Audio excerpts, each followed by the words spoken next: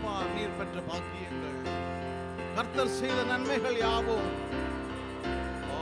ஆசீர்வாதம் என்ன ஒன்றாய் கர்த்தர் செய்த யாவும் வியப்பை தரும்.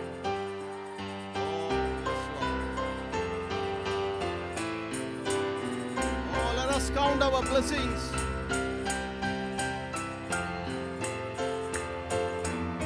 Name them one by one.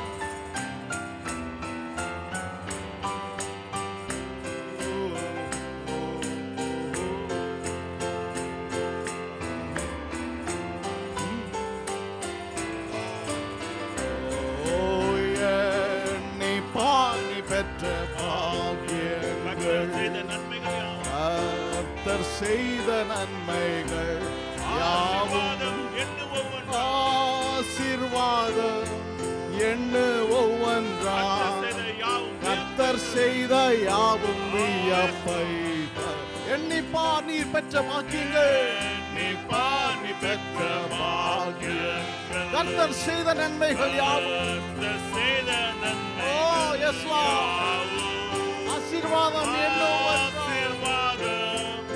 என்னவோ கர்த்தர் செய்த யாவும் வியப்பை. துன்பம் உன்னை சூழ்நிலை இன்பம் இழந்தேன் என்று நீ சோர்ந்தாலும் எண்ணிப்பார் நீ பெற்ற பேராசீர்வாதம், கர்த்தர் செய்த யாவும் வியப்பை தரும். யாவும் வியப்பை எண்ணிப்பார்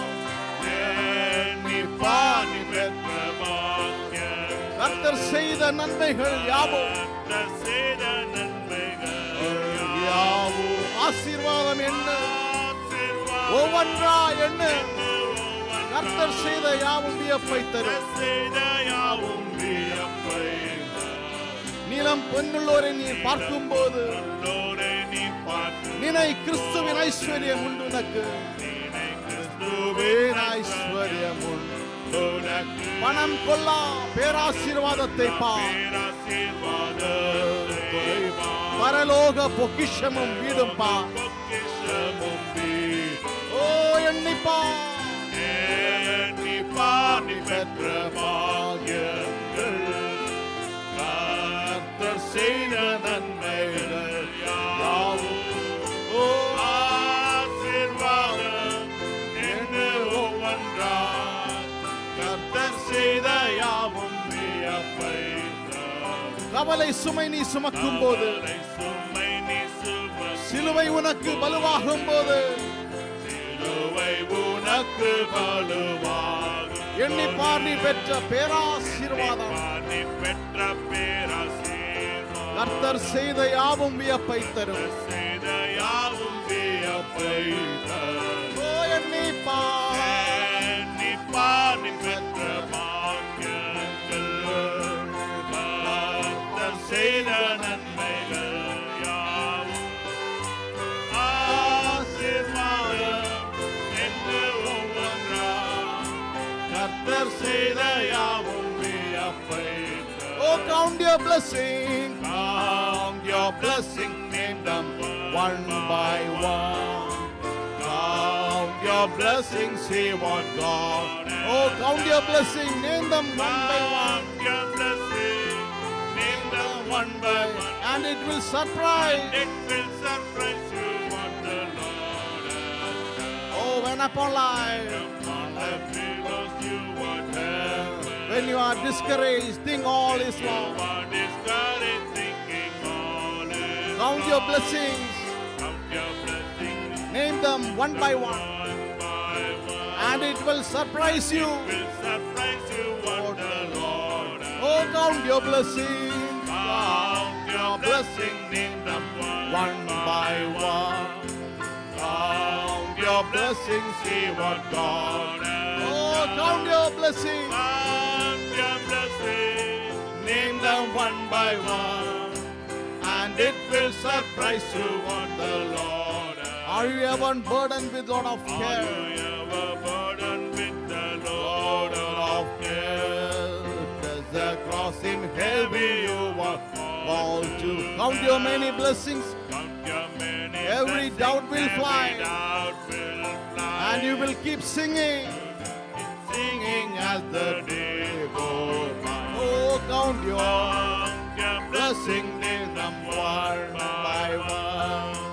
Count your blessings, see what God has done. Count your blessing, name them one by one. And it will surprise you what the Lord has done. Oh, எண்ணி பாணி பெற்ற பாகியங்கள், கர்த்தர் செய்த நன்மைகள் யாவும் ஆசீர்வாதம் என்ன ஒவ்வொன்றா, கர்த்தர் செய்த யாவும் வியப்பை தரும். Oh, count your blessing, name them one by one. Count your blessings, see what God has done. Count your blessing, name them one by one. And it will surprise you what the Lord has done. Oh, yes, Lord. Thank you, Lord. Thank you for all your blessings, Lord. Thank you for the word, Father. Thank you for thy servants, Lord. Oh, we eternally bound to thank you, Father. Oh, Lord. We are so much surprised, Lord. Thank you, Father. Thank you, Lord. Thank you, Lord.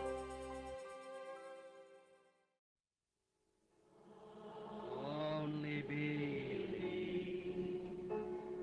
only believe, all things are possible.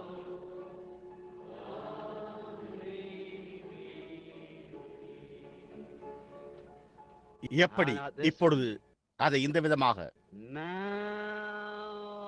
I believe, now I believe, all things are possible. Now I believe, now I believe, now I believe, all things are possible.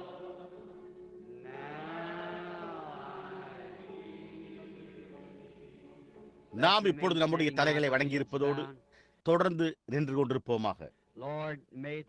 கர்த்தாவே, இது ஒரு பாடலாக மாத்திரமல்லாமல் இப்பொழுது நான் விசுவாசிக்கிறேன் என்று மெய்யாகவே எங்கள் இருதயத்தின் ஆழத்திலிருந்து பாடுவதாக இருப்பதாக. சீஷர்கள் ஒருமுறை இயேசு அநேக மகத்தான காரியங்கள் செய்த பிறகு அவர்கள், கர்த்தாவே, இப்பொழுது நாங்கள் விசுவாசிக்கிறோம் என்றார்கள். இயேசு, நீங்கள் இப்பொழுது என்னை விசுவாசிக்கிறீர்களா என்று கேட்டார். அவர்கள், நீர் எல்லா காரியங்களையும் அறிந்திருக்கிறீர் என்றும் ஒருவனும் உமக்கு போதிக்க வேண்டுவதில்லை என்றும் நாங்கள் விசுவாசிக்கிறோம் என்றனர். ஆகவே பிதாவே, எங்களுடைய போதனை உமக்கு தேவையில்லை என்று இந்த இரவு நாங்கள் உணர்கிறோம். ஆனால் உம்முடைய போதனை எங்களுக்கு அவசியமாக இருக்கின்றது.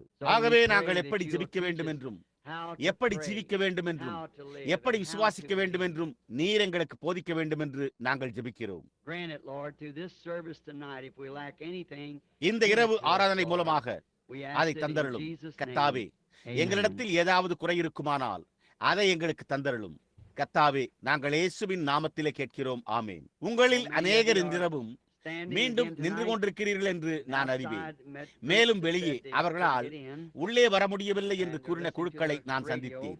ஆகவே அவர்கள் வெவ்வேறு கார்களில் தங்களுடைய வானொலி மூலம் செய்தியை கேட்டுக்கொண்டிருப்பதாகவும் கூறினார்கள். இப்பொழுது இன்றிரவு நம்மால் முடிந்த அளவு முடிக்க முயற்சிப்போம். ஞாயிறு இரவு நாம் சுகவீனமாக இருப்பவர்களுக்காக ஜெபிக்க ஏற்பாடு செய்வோம். இங்கே நாம் ஒரு ஜெப வரிசையை ஒழுங்கு செய்யலாம். ஆனால் இன்றிரவு இந்த ஆராதனையை நோயாளிகளுக்காக ஜெபிப்பதற்காக பிரதிஷ்டை செய்கிறோம். நீங்கள் தேவனுடைய பரிசுத்தமான வாக்கியங்களில் விசுவாசத்தில் இந்த மணி நேரத்தின் விசுவாசத்தில் இப்பொழுது கட்டி எழுப்பப்பட வேண்டும் என்று நான் விரும்புகிறேன். விசுவாசம் எந்த காலத்திலும் இருந்திராத அளவு அதிகமான விசுவாசம் தேவைப்பட போகிறது, ஏனெனில் அது எடுத்துக்கொள்ளப்படுதலுக்குரிய விசுவாசமாக இருக்கிறது. ஆகையால் இன்றிரவு நீங்கள் கண்டிருக்கிற கேட்டிருக்கிற எல்லாவற்றிலும், நீங்கள் கேட்டிருக்கிற பிரசங்கிக்கப்பட்ட வார்த்தையிலும், நீங்கள் காணத்தக்கதாக நிறைவேறின அடையாளங்கள் அற்புதங்கள் எல்லாவற்றிலும் உங்களுக்கு விசுவாசம் இருக்க வேண்டும் என்று நாங்கள் விரும்புகிறோம். இவைகள் எல்லாவற்றையும் உங்கள் இதயத்தில் சேர்த்து வைத்து இவைகள் எல்லாம் தேவனால் உண்டானவையோ அல்லவோ என்று நீங்கள் நிதானித்து பார்க்க வேண்டும் என்று நாங்கள் விரும்புகிறோம். பண்டைய எலிசா, தேவன் தெய்வமானால் அவரை தொழுது கொள்ளுங்கள் என்று சொன்னது போல, கிறிஸ்தவனுக்கு இயேசு எல்லாவற்றுக்கும் மையமாக இருப்பாரானால் அப்பொழுது நாம் எல்லாவற்றையும் விட்டுவிட்டு அவரையே பற்றிக் கொள்ள வேண்டும் என நான் கருதுகிறேன். நினைவிருக்கட்டும், அவரே மையமாக இருக்கிறார், அவரே வடதுருவ நட்சத்திரமாக இருக்கிறார், அவரே முடிவாக இருக்கிறார், அவரே முற்றிலுமானவராக இருக்கிறார். அவர் வடதுருவ நட்சத்திரமாக இருப்பாரானால் ஒரே ஒரு காரியம் மாத்திரமே வடதுருவ நட்சத்திரத்தை சுட்டிக்காட்டும்.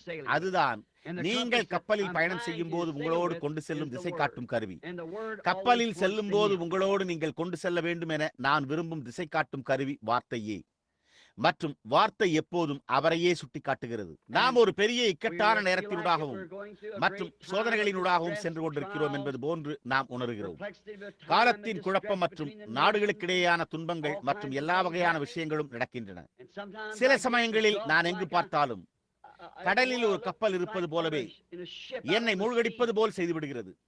மேலும் எனக்கு படகு பொறுப்பு கொடுக்கப்பட்டுள்ளது. நாம் எப்படி கடந்து செல்ல போகிறோம்?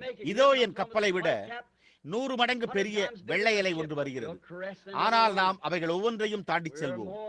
நாம் அவர் மூலமாய் முற்றிலும் ஜெயங்கொள்ளுகிறவர்களாக இருக்கிறோம். தளபதி, தலைமை தளபதி கப்பலின் முனையில் உள்ள கயிற்றை பிடித்துள்ளார். அவர் அதை உள்ளே இடுப்பார். அவைகள் ஒவ்வொன்றையும் தாண்டி விடுவோம். இப்பொழுது இன்றிரவு துரிதமாக முடித்து சீக்கிரமாகவே உங்களை அனுப்பிவிடுகிறோம். வெகு தூரத்திலிருந்து நீங்கள் காரோட்டி வந்திருப்பதையும், எவ்விதமாக எவ்வளவு தியாகம் செய்து நீங்கள் காரோட்டி வந்திருக்கிறீர்கள் என்பதையும் உணர்ந்து உங்களை நாங்கள் பாராட்டுகிறோம். மேலும் பாருங்கள், அது என்னை நான் எங்கு நின்று பேச வேண்டுமோ, என்னால் இயன்ற உதவி செய்ய முடியுமோ அதை செய்ய வைக்கிறது. ஆனால் நான் இங்கு இருக்கும்போது நாம் இருக்கும் அந்த நேரத்துக்குரிய உதவியை என்னால் இயன்ற அளவு செய்ய மிகவும் பிரயாசப்படுகிறேன். நீங்கள் மக்களுக்கு ஒரே சமயத்தில் அதிகமாக பிரசங்கித்தால் அவர்களால் அதை நினைவில் வைத்திருக்க முடியாது. நீங்கள் ஒரு காரியத்தை மாத்திரம் எடுத்துக்கொண்டு அதை அந்த நபர் காணுமட்டாக அதை கூறிக்கொண்டிருங்கள். அப்பொழுது அதை அவர்கள் தங்கள் இருதயங்களில் பதிய வைத்துக் கொள்ளும் போது அப்பொழுது அவர்களுக்கு வேறு காரியத்தையும் போதியுங்கள். நாம் போவது போல படிப்படியாக செல்ல வேண்டும். இப்பொழுது நீங்கள் ஜெபித்து நன்கு தைரியமாக இருங்கள். இன்றிரவு இப்பொழுது சுகமளித்தலுக்காக விசுவாசியுங்கள். நாம் ஜீவித்துக் கொண்டிருக்கிற காலத்தை குறித்து உங்கள் உள்ளத்தில் ஏதாவது சந்தேகம் இருக்கும் என நான் நினைக்கவில்லை. தேவன் தம்முடைய ஜனத்தின் மத்தியில் இருக்கிறாரா அல்லது இல்லையா என்பதை குறித்து உங்கள் உள்ளத்தில் ஏதாவது சந்தேகம் இருக்கும் என நான் நம்பவில்லை. அவை எல்லாவற்றையும் நீங்கள் விசுவாசிக்கிறீர்கள் என்று நான் நம்புகிறேன். மேலும் அதை குறித்து என் உள்ளத்தில் ஒரு சந்தேகமும் இல்லை. என்னுடைய ஜனங்கள், என்னுடைய நண்பர்கள், கிறிஸ்துவின் நண்பர்கள், கிறிஸ்துவின் பிள்ளைகள் அதை விசுவாசிக்கிறார்கள் என்பதை நான் அறிவேன். நீங்கள் தேவனிடத்திலிருந்து ஒரு செய்தியை பெற்றுள்ளதை நீங்கள் அறிந்திருக்கும் போது, நீங்கள் அதை மக்களுக்கு அளித்து அதை மக்கள் ஏற்றுக்கொள்வதை காணும் போது அது எனக்கு பெரிய சந்தோஷத்தை தருகிறது. பிறகு நீங்கள் திரும்பி, பிதாவே உமக்கு நன்றி என்று கூறுகிறீர்கள். ஓ, பிள்ளைகள் அவர்களுக்காக அனுப்பப்பட்ட அப்பத்தை சாப்பிடுவதை காணும் போது எவ்வளவு சந்தோஷமாக இருக்கிறது. சில வருடங்களுக்கு முன்பு இந்த கூடாரத்தில் தரப்பட்ட ஒரு தரிசனமாக அது இருந்ததை உணர்கிறீர்களா? அது உண்மை, ஜீவ அப்பம். சகோதரர் நெவில், நீங்கள் அதை நினைவு கூறுகிறீர்களா? மகத்தான நேரம். வேதம் வாசிப்பதை நீங்கள் கவனிக்க விரும்பினால் அல்லது குறித்துக் கொள்ள விரும்பினால் இப்போது வேதத்தை திருப்புவோமாக. தேவனுடைய வார்த்தையை வாசிக்காமல் சில கருத்துக்களை கூறி ஆராதனை நடத்துவதுதான் முறை என்று என்னால் நம்ப முடியவில்லை. அது ஒரு சுகமளிக்கும் ஆராதனையானாலும் அல்லது எதுவானாலும் சரி, நாம் எல்லோரும் புரிந்து கொள்கிறோம். நமக்கு மத்தியிலே அந்நியர் யாரும் இல்லை என்று நான் எண்ணுகிறேன். ஆனால் நாம் எல்லோரும் சுகமளித்தல் என்றால் என்ன என்பதை புரிந்து கொண்டிருக்கிறோம். உங்களுக்கு யாரோ ஒருவர் செய்கிற காரியமாக அது இல்லை. அது தேவன் ஏற்கனவே செய்து முடித்ததாக இருக்கிறது. ரட்சிப்பும் அதே விதமாக இருக்கிறது. ஒரே ஒரு காரியம் என்னவென்றால், அதுவேதான் சத்தியம் என்று மக்கள் விசுவாசிக்கும்படியாக செய்ய வேண்டும். மேலும் தேவன் அதை அவருடைய வார்த்தையில் போதித்து பிறகு அதை விசுவாசிக்கிறவர்களுக்கு நிரூபிக்கிறார். ஏனென்றால் அவர் விசுவாசிக்கிறவர்களுக்கு எல்லாம் கைகூடும் என்றார். நீங்களோ தேவனால் கூடாத காரியம் ஒன்றுமில்லை என்று கூறுகிறீர்கள். நீங்கள் அதை விசுவாசிக்கிறீர்களா? உங்களாலும் கூடாத காரியம் ஒன்றுமில்லை. ஏனெனில் விசுவாசிக்கிற அவர்களுக்கு தேவன் ஒரு நபராய் இருக்கிறார், அவர்களுக்கு எல்லாம் கூடும். புரிகிறதா? எனவே நீங்கள் விசுவாசிக்க கூடுமானால் உங்களுக்கான உங்களாலும் கூடாதது ஒன்றுமில்லை. கர்த்தருக்கு சித்தமானால் இப்போது 1 ராஜாக்கள் 17 அதிகாரத்தில் முதல் 7 வசனங்களை நான் வாசிக்க விரும்புகிறேன்.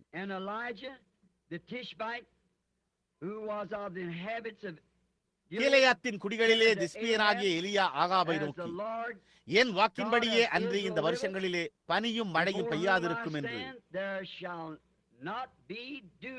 இஸ்ரவேலின் தேவனாகிய கர்த்தருக்கு முன்பாக நிற்கிற நான் அவருடைய ஜீவனை கொண்டு சொல்லுகிறேன் என்றார். பின்பு கர்த்தருடைய வார்த்தை அவனுக்கு உண்டாயிற்று. அவர், நீ இவ்விடத்தை விட்டு கீழ் திசையை நோக்கி போய் யோர்தானுக்கு நேராயிருக்கிற கேரித் ஆற்றண்டையில் ஒளிந்து கொண்டிரு. அந்த ஆற்றின் தண்ணீரை குடிப்பாய். அங்கே உன்னை போஷிக்க காகங்களுக்கு கட்டளையிடுவேன் என்றார். கவனியுங்கள், அங்கே உன்னை போஷிக்க வேறு எந்த இடத்திலோ அல்ல, அங்கே. அவன் போய் கர்த்தருடைய வார்த்தையின்படியே யோர்தானுக்கு நேராயிருக்கிற கேரித் ஆற்றண்டையிலே தங்கியிருந்தான். காகங்கள் அவனுக்கு விடியற் காலத்தில் அப்பமும் இறைச்சியும் சாயங்காலத்தில் அப்பமும் இறைச்சியும் கொண்டு வந்தது. தாகத்திற்கு அந்த ஆற்றின் தண்ணீரை குடித்தான். தேசத்திலே மழை பெய்யாதபடியினால் சில நாளுக்கு பின்பு அந்த ஆறு வற்றி போயிற்று. கர்த்தர் அவருடைய வார்த்தையின் வாசிப்பிற்கு அவருடைய ஆசீர்வாதங்களை கூட்டுவாராக.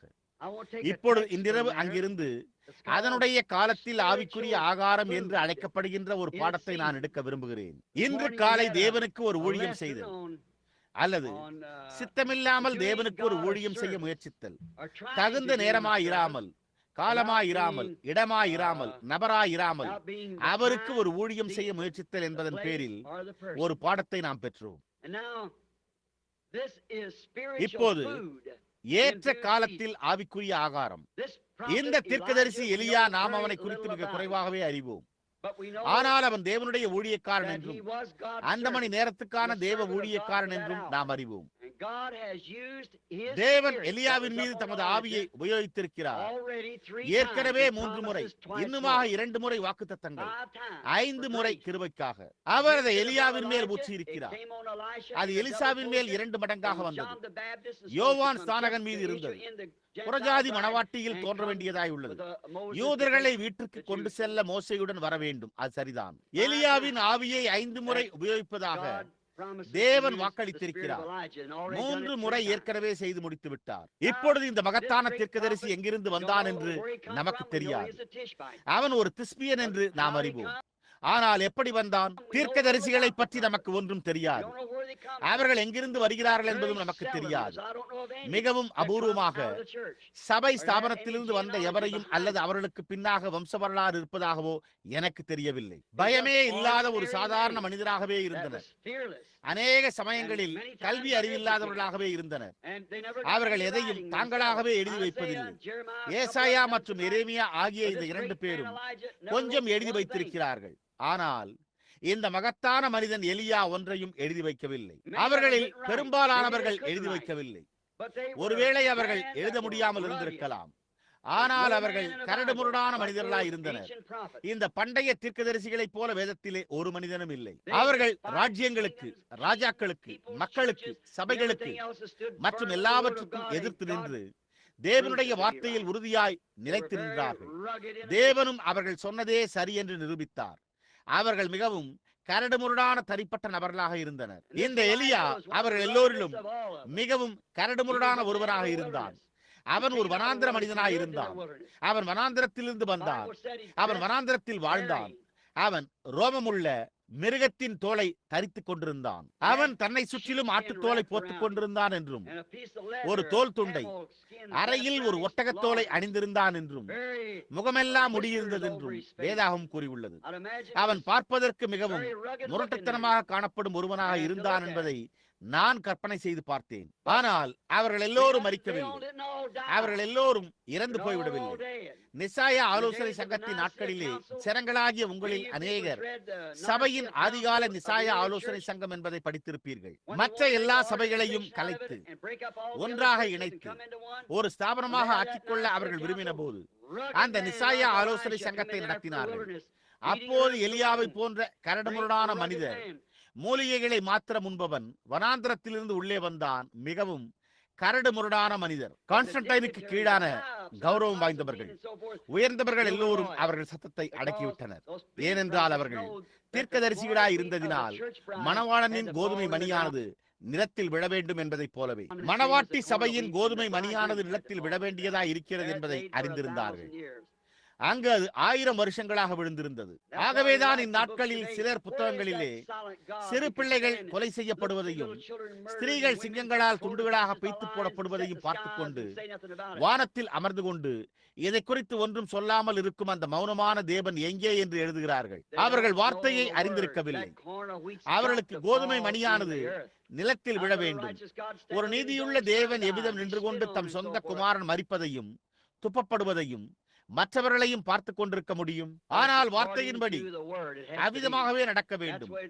இந்த மணி வேளையிலும் அது அவ்விதமாகவே இருக்கிறது. இந்த மனிதன், அவன் ஒரு மகத்தான மனிதனாக இருந்தான். அவனுக்கு முன்பாக பாவம் நிறைந்த சந்ததி இருந்தது. ஆகாப் ராஜாவாக இருந்தான். அவன் தகப்பன் அவனுக்கு முன்னே பொல்லாதவனாய் இருந்தான். சாலமோனுக்கு பிறகு அடுத்தடுத்து ஒரு பொல்லாத ராஜா இருந்து கொண்டிருந்தான். ஆகாப், இந்த மனிதன் 22 ஆண்டு காலமாக சமாரியாவில் அரசாண்டான். அவர்கள் எல்லாரை காட்டிலும் மிகவும் மோசமானவனாக இருந்தான். அவன் ஒரு சரியான தற்காலத்து மனிதன். அவன் நிச்சயமாகவே மார்க்கத்தில் விசுவாசம் கொண்டிருந்தான். அவன் ஒரு தற்காலத்து முறைப்படியே எல்லாவற்றையும் வைத்திருந்தான். அவன் நன்றாக படித்து பயிற்றுவிக்கப்பட்ட 400 எபிரேய தீர்க்கதரிசிகளை வைத்திருந்தான். தேவன் அவனிடத்தில் ஒருவனை அனுப்ப இவனோ அவனை விசுவாசிக்கவில்லை. அவன்தான் எலியா. ஆனால் திஸ்பியனான இந்த எலியாவோ வனாந்திர மனிதனாக இருந்தான். பக்குவமான மனிதனாக இராமல் அவன் ஒரு கரடுமுரடான மனிதனாய் இருந்தான். தேவன் பொறுத்துக் கொள்ளக் கூடாதபடி ஆகாப் பாவம் செய்த போது ஒரு நாள் அவர் வனாந்திரத்தில் எலியாவிடம் பேசினார். நான் அடிக்கடி சித்தரித்து காண்பித்தது போல இதோ அவன் சமாரியாவின் பாதையில் வருகிறான். ஒருவேளை முகத்தை சுற்றி வெந்தாடி மீசையோடும் சூரிய ஒளியில் பளபளக்கும் வழுக்கை தலையோடும் குறுகிய சிறு கண்களோடும் அங்கே கையில் ஒரு தடியோடும் முகத்தில் ஒரு புன்னகையோடும் இஸ்ரவேலின் ராஜாவுக்கு நேராக நடந்து சென்று நான் சொல்லும் வரை பனி கூட பெய்யாது என்றான். தேவனே, கர்த்தர் உரைக்கிறதாவது என்ற வார்த்தையை வைத்து என்ன செய்வது என்பதை அறிந்த மனிதரை பாருங்கள். அதை போன்ற மனிதரை எங்களுக்கு தந்தருளும். இப்பொழுது அவன் இவ்விதம் செய்யும் முன்பாக தேவன் அவனை அழைத்தார் என்று நாம் பார்க்கிறோம். தேவன் அவனோடு பேசினதினால் அதனால் அவன் எதற்கும் பயப்படவில்லை. அது சம்பவிக்காது என்று அவன் தன்னுடைய செய்தியை குறித்து பயப்படவில்லை. அது நடக்கும் என்று அவன் அறிந்திருந்தானே. அது கர்த்தருடைய வார்த்தையின்படியே இருந்தது என்று அவன் அறிந்திருந்தான். அவன் அந்த மணி வேளைக்கான தேவனுடைய தீர்க்கதரிசி என்றும் அவன் அறிந்திருந்தான். ராஜா அவனுடைய தலையை வெட்டுவதாக இருந்தாலும் சிறையில் போடுவதாக இருந்தாலும் அவர்கள் எதை செய்தாலும் அது அவனுக்கு எந்த வித்தியாசத்தையும் உண்டாக்கவில்லை. ராஜாவுக்கு நேராக கர்த்தர் உரைக்கிறதாவது என்று சொல்லும் ஒரு கட்டளையை அவன் பெற்றிருந்தான். என்ன ஒரு கரடுமுரடான நபர்! ஆனால் அவன் இதை செய்வதற்கு இந்த பெரிய பஞ்சத்தை குறித்து முன்னறிவிக்கும் முன்பாக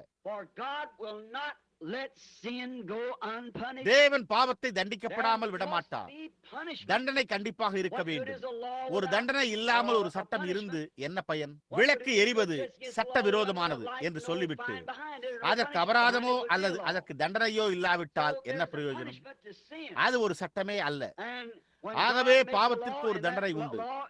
தேவன் ஒரு சட்டத்தை தரும்போது அந்த சட்டம் மீறப்படும் போது அப்பொழுது அதற்கான ஒரு தண்டனை இருக்க வேண்டும். இந்த நாடானது அவருடைய எல்லா சட்டங்களையும் மீறிவிட்டது. அவர்களுக்கு ஒரு பெரிய சபை இருந்தது. அவர்களுக்கு ஆலயம் இருந்தது. அநேக ஏராளமான படித்த மனிதர்களை உடையவர்களாய் இருக்கிறோம். அவர்கள் தேசம் முழுவதிலும் தீர்க்கதரிசிகளை உடையவர்களாய் இருந்தனர். அவர்களுக்கு பள்ளிக்கூடங்கள் இருந்தன. எந்திரம் போல அவர்களை வெளியே அனுப்பி கொண்டிருந்தனர். அவர்களுக்கு ஏராளமான தீர்க்கதரிசிகள் இருந்தனர். அவர்களுக்கு ஏராளமான ஆசாரியர்கள் இருந்தனர். அவர்களுக்கு ஏராளமான வேத பாரகர்கள் இருந்தனர். அவர்கள் ஏராளமான மார்க்கத்தை உடையவர்களாக இருந்தனர்.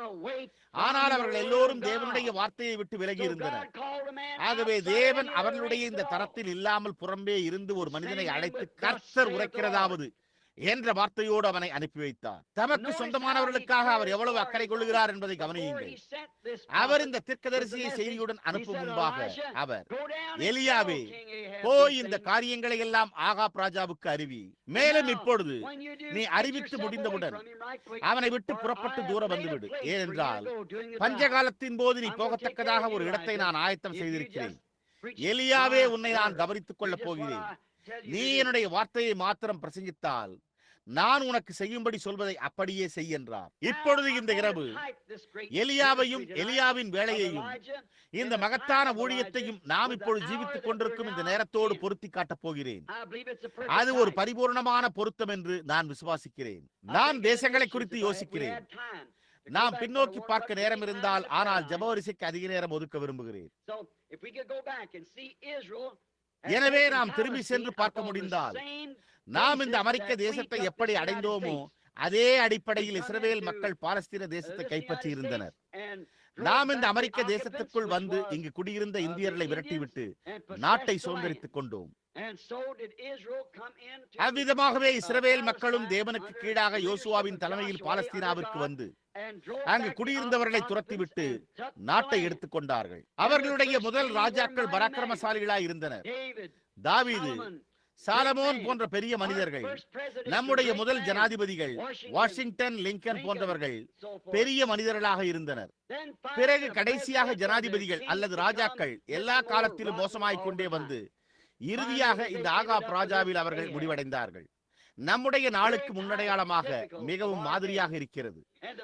உண்மையான கர்த்தருடைய வார்த்தையை கேட்க விரும்பாத அளவுக்கு மக்கள் நவநாகரிகம் அடைந்து விட்டார்கள். அப்படிப்பட்ட நாகரிகம் அடைந்த மக்களுக்கு ஒரு உண்மையான தேவ ஊழியக்காரன் எப்படி காணப்படுவான் என்பதை நீங்கள் நினைத்து பார்க்கலாம். ஏன், அவன் பித்து பிடித்தவன், புத்தி சுவாதீனம் இல்லாதவன், அவ்விதமான காரியம் ஒன்றுமே இருக்க முடியாது என்பார்கள். அவர்கள் மார்க்க பக்தி உள்ளவர்கள், மிகவும் மார்க்க பக்தி உள்ளவர்கள். அவர்களுக்கு உத்தமமான மக்கள் இருந்தனர். அவர்கள் மிகவும் மார்க்க பக்தி உடையவர்கள்.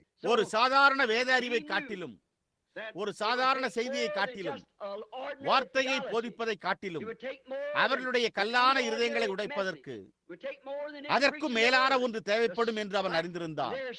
அந்த மக்கள் மீது நியாயத்தீர்ப்பை அனுப்பும்படியாக கர்த்தர் உரைக்கிறதாவது என்ற செய்தியே தேவைப்பட்டது என்பதை அவன் அறிந்திருந்தான். எனவே அதை அவன் கர்த்தர் உரைக்கிறதாவது என்ற வார்த்தையோடு சென்ற போதே அறிந்திருந்தான். அது கர்த்தர் உரைக்கிறதாவது என்பதாயிருந்தது. அதை புறக்கணிப்பது நியாயத்தீர்ப்பாயிருந்தது. நாம் அதை நம்முடைய நாளிலும் கூட பார்க்கிறோம். நீங்கள் அதை எந்த நாளிலும் காண்கிறீர்கள்.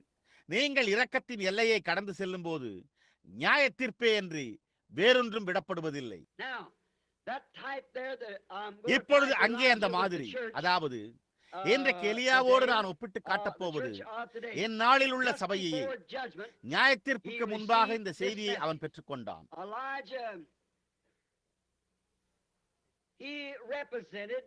எலியா தேவனுடைய வார்த்தையின்படி 3 வருஷமும் 6 மாதமும் அல்லது எலியா சொல்லுமட்டாக மழை பெய்யாது என்பதால் அவனுடைய இயற்கையான ஆகாரத்தில் பராமரிக்கப்பட்டு வந்தான். ஏனென்றால் இப்பொழுது மழை பெய்ய போவதில்லை. எலியாவே, எந்த நேரத்தை நீ சொல்லுகிறாயோ அது அப்படியே ஆகும். ஆகவே அவன் ராஜாவிடம் சென்று, நான் சொல்லும் அளவும் பனி கூட விடாது என்று சொன்னான். அது ஒரு பெரிய செய்தி அல்லவா? அது முற்றிலும் ஒரு செய்தி ஆயிற்று. இப்போது நாம் அதை இந்நாளில் நிலவும் ஆவிக்குரிய பஞ்சத்தோடு ஒப்பிட்டு பார்க்க போகிறோம். இப்பொழுது ஆவியின்படி பேசுவோமானால், இந்நாளில் ஒரு பெரிய ஆவிக்குரிய பஞ்சம் தேசத்தில் இருப்பதை நாம் நன்கு அறிந்திருக்கிறோம். நாம் யாவரும் அறிந்திருக்கிறோம். தீர்க்கதரிசிகளால் அது முன்னுரைக்கப்பட்டிருக்கிறது என்பதையும், கிறிஸ்துவின் 2ஆம் வருகைக்கு முன்பாக என்பதையும் நீங்கள் அறிவீர்களா? தேசத்திலே பஞ்சம் உண்டாயிருக்கும். வெறும் ஆகாரத்திற்காக அல்ல, தேவனுடைய வார்த்தையை கேட்க இயலாத பஞ்சம் என்று கூறியிருக்கிறார்கள். அந்த நாள் இப்பொழுது. தேவனுடைய உண்மையான வார்த்தையை கேட்பது இப்பொழுது. இயற்கையான அந்த பஞ்சம் இந்த ஆவிக்குரிய பஞ்சத்திற்கு மாதிரியாக இருக்கிறது. பாவமும் அவிசுவாசமும் சபையில் உள்ள கள்ள போதகர்களாலும் நாகரிக பிரசங்கிகளாலும் இந்த வரப்போகும் நியாயத்தீர்ப்புக்கு வரப்போகும் இதற்கே இடமளித்து விட்டனர். அவர்கள் தேவனுடைய வார்த்தையையும் அவருடைய தீர்க்கதரிசியையும் விட்டு விலகி அவருடைய வார்த்தைக்கு வேதசாஸ்திர வியாக்கியானத்தை நாடி போகிறார்கள். நீங்கள் இங்கே கவனிப்பீர்களானால் சரியாக அந்த சமயத்தில் தானே தேவன் ஒன்றை எழுப்புகிறார். ஏனென்றால் அவர் எப்போதும் அவரது ஜனங்களுக்கு முதலில் வெளிப்படுத்தாமல், அவர் எப்பொழுதுமே தம்முடைய ஊழியக்காரர்களுக்கு வெளிப்படுத்தாமல் அவர் ஒன்றையுமே செய்கிறதில்லை. இப்பொழுது ஆனால் எலியா இந்த நேரத்தில் தேவன் அவன் போகும்படியாக ஆயத்தம் பண்ணியிருந்த ரகசியமான ஒரு இடத்தை உடையவனாக இருந்தான். இப்பொழுது நாம் ஜெப வரிசையை அமைப்பதற்கு முன்பு அந்த காரியங்களைத்தான் நாம் காண விரும்புகிறோம். தேவன் தாமே அருளியிருந்த ஒரு ரகசிய இடத்தை எலியா உடையவனாய் இருந்தான். இப்பொழுது சபை அவனுக்காக ஒருபோதும் அதை அருளி இருக்கவில்லை. ராஜா அவனுக்காக அதை ஒருபோதும் அருளி இருக்கவில்லை. தனக்காக அவனே அளித்துக் கொள்ளவில்லை. ஆனால் பஞ்சகாலம் முழுவதும் எலியா போஷிக்கப்படுவதற்காக தேவன் ஒரு ரகசிய இடத்தை அருளினார். அங்கே அவனுடைய ஆகாரம் நாளுக்கு நாள் அளிக்கப்பட்டது. நாளைய தினத்தில் என்ன நடக்குமோ என்று அவன் கவலைப்பட தேவையில்லை, அல்லது சுத்தமாக ஆகாரம் தீர்ந்து விடுமோ என்று கவலைப்பட தேவையில்லை. தேவன், நான் காகங்களுக்கு கட்டளையிட்டிருக்கிறேன், அவைகள் உன்னை போஷிக்கும் என்றார். என்னே அற்புதமான ஒரு காரியம்! கிறிஸ்துவுக்குள் நமக்கு இருக்கும் ஒரு ரகசிய இடத்தை குறித்த ஒரு மாதிரி. அற்புதங்களின் நாட்கள் கடந்து விட்டன என்று கூறுகிற உலக ஆலோசனை சங்கமும் மற்றும் இன்றைக்கு நடைபெற்றுக் கொண்டிருக்கிற யாவும் தேவனுடைய மகத்தான வல்லமைகள் சபைகளை விட்டு எடுக்கப்பட்டு விட்டன. அவை ஒரு சத்தமிடுகிற வெண்கலம் போலவும் ஒரு ஓசையிடுகிற கைத்தாளமும் அல்லாமல் வேறொன்றும் இல்லை என்று சொல்லும் அளவிற்கு காணப்படுகிறது. அது உண்மை என்று நாம் அறிந்திருக்கிறோம். தேவ பக்தியின் வேஷத்தை தரித்துக் கொண்டு அதன் பலனை மறுதலிக்கிறவர்கள் அதே காரியத்தை தான் தாவீது செய்தான் என்று இந்த காலையில் பார்த்தோம். மாட்டு வண்டியை கொண்டு வார்த்தையை விட்டு விலகி சென்றான். வார்த்தை அளிக்கப்பட்ட அவர்களுக்கு கொடுக்கப்பட்ட போது அதை அவர்கள் ஏற்றுக்கொள்ளவில்லை. ஆகையால் அவர்கள் அதை விட்டு விலகியே போய்விட்டார்கள். அதைத்தான் இந்த ஜனங்கள் எலியாவின் நாட்களில் செய்திருந்தனர். வார்த்தையை விட்டு விலகி போனார்கள். அந்த மக்கள் வார்த்தையை அவர்கள் பெற்றிருந்ததாக நினைத்தார்கள். ஆனால் அவர்கள் அதை பெற்றிருக்கவில்லை. ஆகையால் கவனியுங்கள், அவிசுவாசியை அவர் தண்டிக்க இருந்த நாட்களில் விசுவாசிக்க அவர் ஒரு வழியை ஏற்படுத்தினார். அதே காரியத்தையே அவர் ஒவ்வொரு முறையும் செய்கிறார். ஜலத்தை கொண்டு உலகத்தை அவர் அழிக்கப் போவதாயிருந்த நாட்களில் தப்பிக்கும்படியான ஒரு வழியை அவர் நோவாவுக்கு ஏற்படுத்தினார். எகிப்தை அவர் தண்ணீரில் மூழ்கடிக்கப் போவதாயிருந்த நாட்களில் அவருடைய ஜனங்கள் தப்பித்துக் கொள்ளும்படியான ஒரு வழியை சமுத்திரத்தின் வழியாக ஏற்படுத்தி தந்தார். தேவன் எப்படியாய் தம்முடைய வழியை ஏற்படுத்துகிறார்?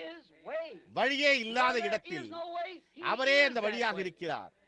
அவரே அந்த வழியாக இருக்கிறார். இப்பொழுது நாம் ஏதோ சரித்திரம் இதுவரை கண்டிராத மகத்தான வேலைகளில் ஒன்றை எதிர்நோக்கிக் கொண்டிருக்கிறோம் என்பதை நாம் உணர்கிறோம். நாம் பயப்பட வேண்டியது ஒரு பிரகாசமான பளபளப்பான ஏவுகணைகளை கொண்ட போர் ஆயுதங்களை குறித்து அல்ல. சபைகளை குறித்தே நாம் பயப்பட வேண்டும். நாம் வாழ்ந்து கொண்டிருக்கும் நேரத்தை நாம் கூர்ந்து கவனிக்க வேண்டும். இப்பொழுது கவனியுங்கள். ஆனால் எலியா தப்பித்துக் கொள்ள தேவன் ஒரு வழியை ஏற்படுத்தினார். கோபாக்கினைக்கும் வரப்போகும் மற்ற காரியங்களுக்கும் தப்பித்துக் கொள்ளும்படியாக அவருடைய விசுவாசிக்கும் பிள்ளைகளுக்கும் ஒரு வழியை அவர் இப்போது ஏற்படுத்தி இருக்கிறார். ஏனென்றால் தேவன் அந்த ஜனங்களை நியாயம் தீர்த்து அவர்களுக்கு தண்டனை அளித்து சோதோம் குமாராவை அழித்து கப்பர்நகூமை நடுக்கடலில் மூழ்க வைத்து சோதோம் குமாராவையும் அந்த சந்ததிகளையும் அழித்துவிட்டு அதன் பின்னர் அதே காரியங்களை நாம் செய்துவிட்டு அதிலிருந்து தப்பித்துக் கொள்ளும்படியாக விட்டு விடுவாரானால் அவர் நீதி உள்ளவர் அல்ல. அவர்களுக்கு நியாயத்தீர்ப்பு நிச்சயமாக இருந்ததை போலவே நமக்கும் நியாயத்தீர்ப்பு நிச்சயம். இப்பொழுது நாம் அதை கவனிக்கையில் இந்த காரியங்கள் நிகழும் போது அந்த நாட்களில் இருந்த நவீன முறை ஒரு மனிதனை அந்த நாளில் தேவன் எழுப்பினார். சரியாக கூறினார், அவைகளோடு போராடவே அவர்களோ அதற்கு செவிசாய்க்காமல் போனார்கள். அவன் ஒரு பைத்தியக்காரன் என்றும் அவன் தன் சுயபுத்தியை இழந்து விட்டான் என்றும் அவன் ஒரு மத வைராக்கியம் உள்ளவன் என்றும் வனாந்திரத்திலிருந்து வந்த மூடன் என்றும் ஒரு விதமான காட்டுவெறியன் என்றும் அவர்கள் நினைத்தார்கள். ஆனால் அதே சமயத்தில் அவன் கர்த்தருடைய வார்த்தையை உடையவனாயிருந்தான். வார்த்தை அது சொல்வதைப் போலவே அர்த்தமாவதில்லை என்று அவர்கள் இன்று கூறுகிறார்கள். ஓ பாருங்கள், வேதாகமம் ஒரு சரித்திர புத்தகம்தான். அதை நீங்கள் பார்த்திருக்கிறீர்கள் என்று நான் யூகிக்கிறேன். அதாவது இப்பொழுது அவர்கள் கூறுகிறார்கள், அதாவது ஏவாள் ஆப்பிள் பழத்தை சாப்பிடவில்லை, அவள் சாப்பிட்டது அது என்னவா இருந்தது? நான் நினைக்கிறேன் அது ஒரு ஏப்ரிகாட் பழம் என்று அவர்கள் இப்பொழுது கூறுகிறார்கள். அது ஒரு ஏப்ரிகாட் பழமாய் இருந்தது. அதன் பிறகு அவர்கள் மோசே இஸ்ரவேல் புத்திரரை சிவந்த சமுத்திரத்தின் வழியாக அழைத்து வரவில்லை. அங்கே கொத்தாக நாணல் செடிகள் இருந்தன.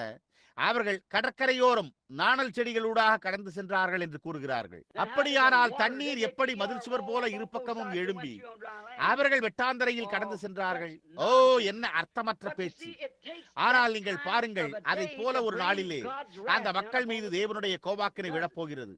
அது அதை செய்ய போகிறது. இதை போல அத்தகைய ஒரு காரியமும் இல்லை என்று அவர்கள் கூறுகிறார்கள். சபை மக்கள் கூட அற்புதங்களை நம்புகிறதில்லை. அவர்கள் உனக்கு $1000 தருவேன் என்றும் எனக்கு ஒரு அற்புதத்தை காண்பி, எனக்கு ஒரு அற்புதத்தை காண்பி என்கின்றனர். சரி, அவர்கள் முன்பாக 10,000 காரியங்கள் நடத்தப்பட்டாலும் அவர்களால் அதை காண முடியாது. ஏன்? அவர்கள் அதை ஒருபோதும் காண மாட்டார்கள். நீங்கள் அது கூடாத காரியம் என்கிறீர்கள். ஓ இல்லை, அது அப்படி இல்லை. எலியா ஒருமுறை தோத்தானில் இருந்தான்.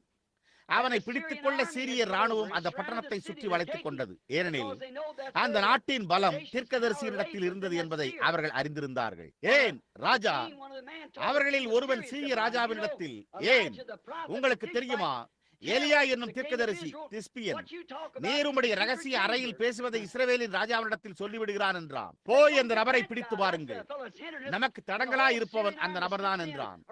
சீரியரின் முழு ராணுவமே தோத்தானை சூழ்ந்து கொண்டது. அவர்கள் அதை சுற்றிலும் வளைத்துக் கொண்டார்கள். அப்பொழுது கேயாசி அந்த தீர்க்கதரிசியின் வேலைக்காரன் உறக்கத்திலிருந்து விழித்து பார்த்து அவன், ஓ என் தகப்பனே, ராணுவம் இங்கே நம்மை சூழ்ந்து கொண்டது, நாம் முற்றிலுமாக வளைக்கப்பட்டு விட்டோம் என்றான். அதற்கு அவன், ஏன்? அவர்களோடு அங்கே இருப்பவர்களை காட்டிலும் நம்முடன் இருப்பவர்களே அதிகம் என்றான். பார்த்தீர்களா? கேயாசி சுற்றுமுற்றும் பார்த்துவிட்டு நான் ஒருவரையும் காணவில்லையே என்றான். அதற்கு அவன், தேவனாகிய கர்த்தாவே, அந்த பையனுடைய கண்களை திறந்தருளும் என்றான். அவன் கண்கள் திறக்கப்பட்டன. மலைகள் முழுவதுமே தேவ தூதர்களால் சுற்றி ரதங்களாலும் காணப்படாத சேனைகளாலும் நிறைந்திருந்தன. எலியா அங்கு நடந்து சென்றான். வேதம் அவன் அவர்கள் கண்களை குருடாக்கினார் என்று கூறியுள்ளது. அவன் அவர்களிடத்திற்கு நடந்து சென்றான். அவர்கள் அவனுக்கு கூடாயிருந்தனர். நடந்து சென்று, நீங்கள் எலியாவை தேடிக்கொண்டிருக்கிறீர்களா என்றான். அவர்கள், ஆம், அவனைத்தான் நாங்கள் தேடிக்கொண்டிருக்கிறோம் என்றனர். அப்பொழுது வாருங்கள், அவன் எங்கே இருக்கிறார் என்பதை சரியாக உங்களுக்கு சொல்லுகிறேன் என்று கூறியபடி அவர்கள் பதுங்கியிருந்த இடத்திற்கே கொண்டு சென்றான். ராணுவம் இருந்த இடத்திற்கு நேராக சென்று அவர்களை பிடித்தான். இப்பொழுது வேதம் அவன் அவர்களை கூடாக்கிறான் என்று கூறியுள்ளது. அதுவே இதற்கு தீர்வாகிறது. இன்றைக்கு ஜனங்கள் மிகவும் ஆவிக்குரிய குருடராய் இருப்பதினால் தேவனாகிய கர்த்தர் மக்கள் மத்தியில் இறங்கி வந்து எந்த காரியத்தையும் செய்தாலும், அவர் வாக்குத்தத்தம் பண்ணின காரியங்களை செய்த போதிலும் அவர்களால் அதை காண முடியவில்லை. அவர்கள் ஆவியின்படி குருடராய் இருக்கிறார்கள். தேவனை அறியவில்லை. அவருடைய மகத்தான வல்லமையை அறியவில்லை. இப்பொழுது அதையே அவர்கள் எலியாவின் நாட்களில் செய்தார்கள் என்பதையும் இன்றைக்கும் அதையே அவர்கள் செய்கிறார்கள் என்பதையும் நாம் கவனிக்கிறோம். தேவன் அவர்களுடைய கண்களை குருடாக்குகிறார். இன்றைக்கு அவர்கள் அற்புதங்கள் என்று ஒன்றுமில்லை, அதுபோல ஒரு காரியமும் இல்லை. இவைகளெல்லாம் உணர்ச்சி வசப்படும் காரியம் என்று கூறுகிறார்கள். எலியாவை குறித்தும் அவர்கள் அதே காரியத்தை கூறினார்கள்.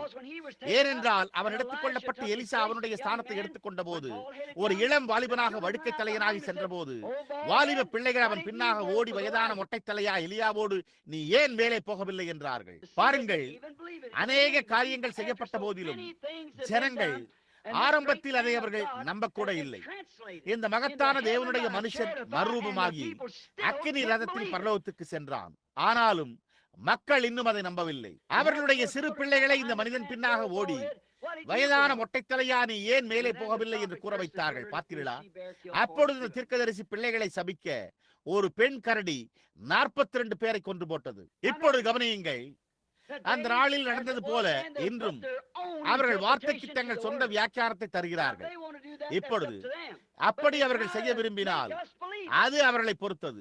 ஆனால் நாம் அதை நம்ப வேண்டும் என்று முயற்சி செய்கிறார்கள். வேதம் இந்த தேவனுடைய வார்த்தை தனிப்பட்ட வியாக்கியானத்தை கொண்டதாக இருக்கவில்லை என்று தேவனே தம்முடைய சொந்த வியாக்கியானத்தை தருகிறார்.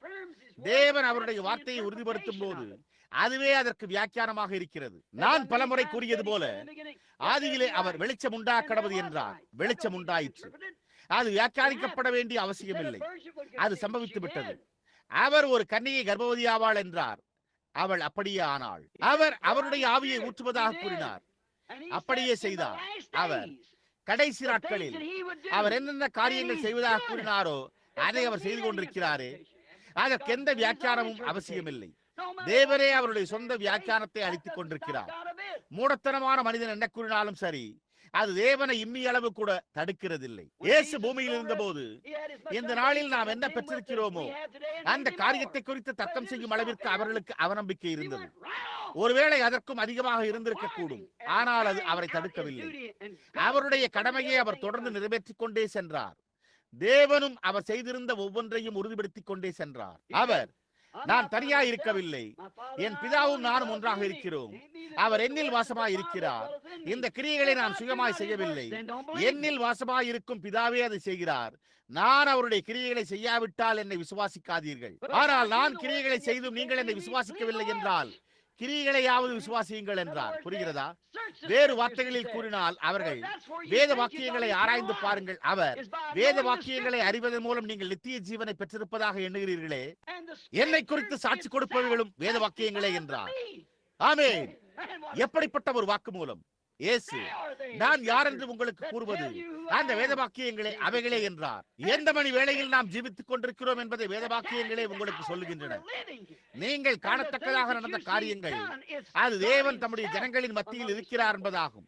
தேவன் ஒருவரே என்று வேறு எதுவும் மரித்தவனை உயிரோடு எழுப்ப முடியாது. இப்போது அவர் செய்து கொண்டிருக்கும் காரியங்களை அவரே என்று வேறு எதுவும் செய்ய முடியாது. ஏனெனில் வேதம் அவர் நேற்றும் இன்றும் என்று மாறாதவர் என்று கூறியுள்ளது. இப்பொழுது நாம் ஜனங்களுடைய தற்கால போக்கை பார்க்கிறோம். ஆகையால் காலம் கடந்து போய்விட்டது, அற்புத அடையாளங்கள் என்று ஒன்றுமில்லை. மக்கள் உணர்ச்சி வசப்பட்டிருக்கிறார்கள். இவர்களுக்கும் இவர்களுடைய வேத சாஸ்திரிகளுக்கும் எதிராக குரல் எழுப்பும் தீர்க்கதரிசியாகிய அந்த எலியாவுக்கு செவி கொடுங்கள். கவனியுங்கள், கவனியுங்கள். அவன் பேசின போதுதானே தேவனை போல் பேசினான். எலியா தானே தேவன் போல பேசினான். நான் சொன்னாலுடைய வானத்திலிருந்து பனி கூட விடாது. ஆமென். ஆமையா.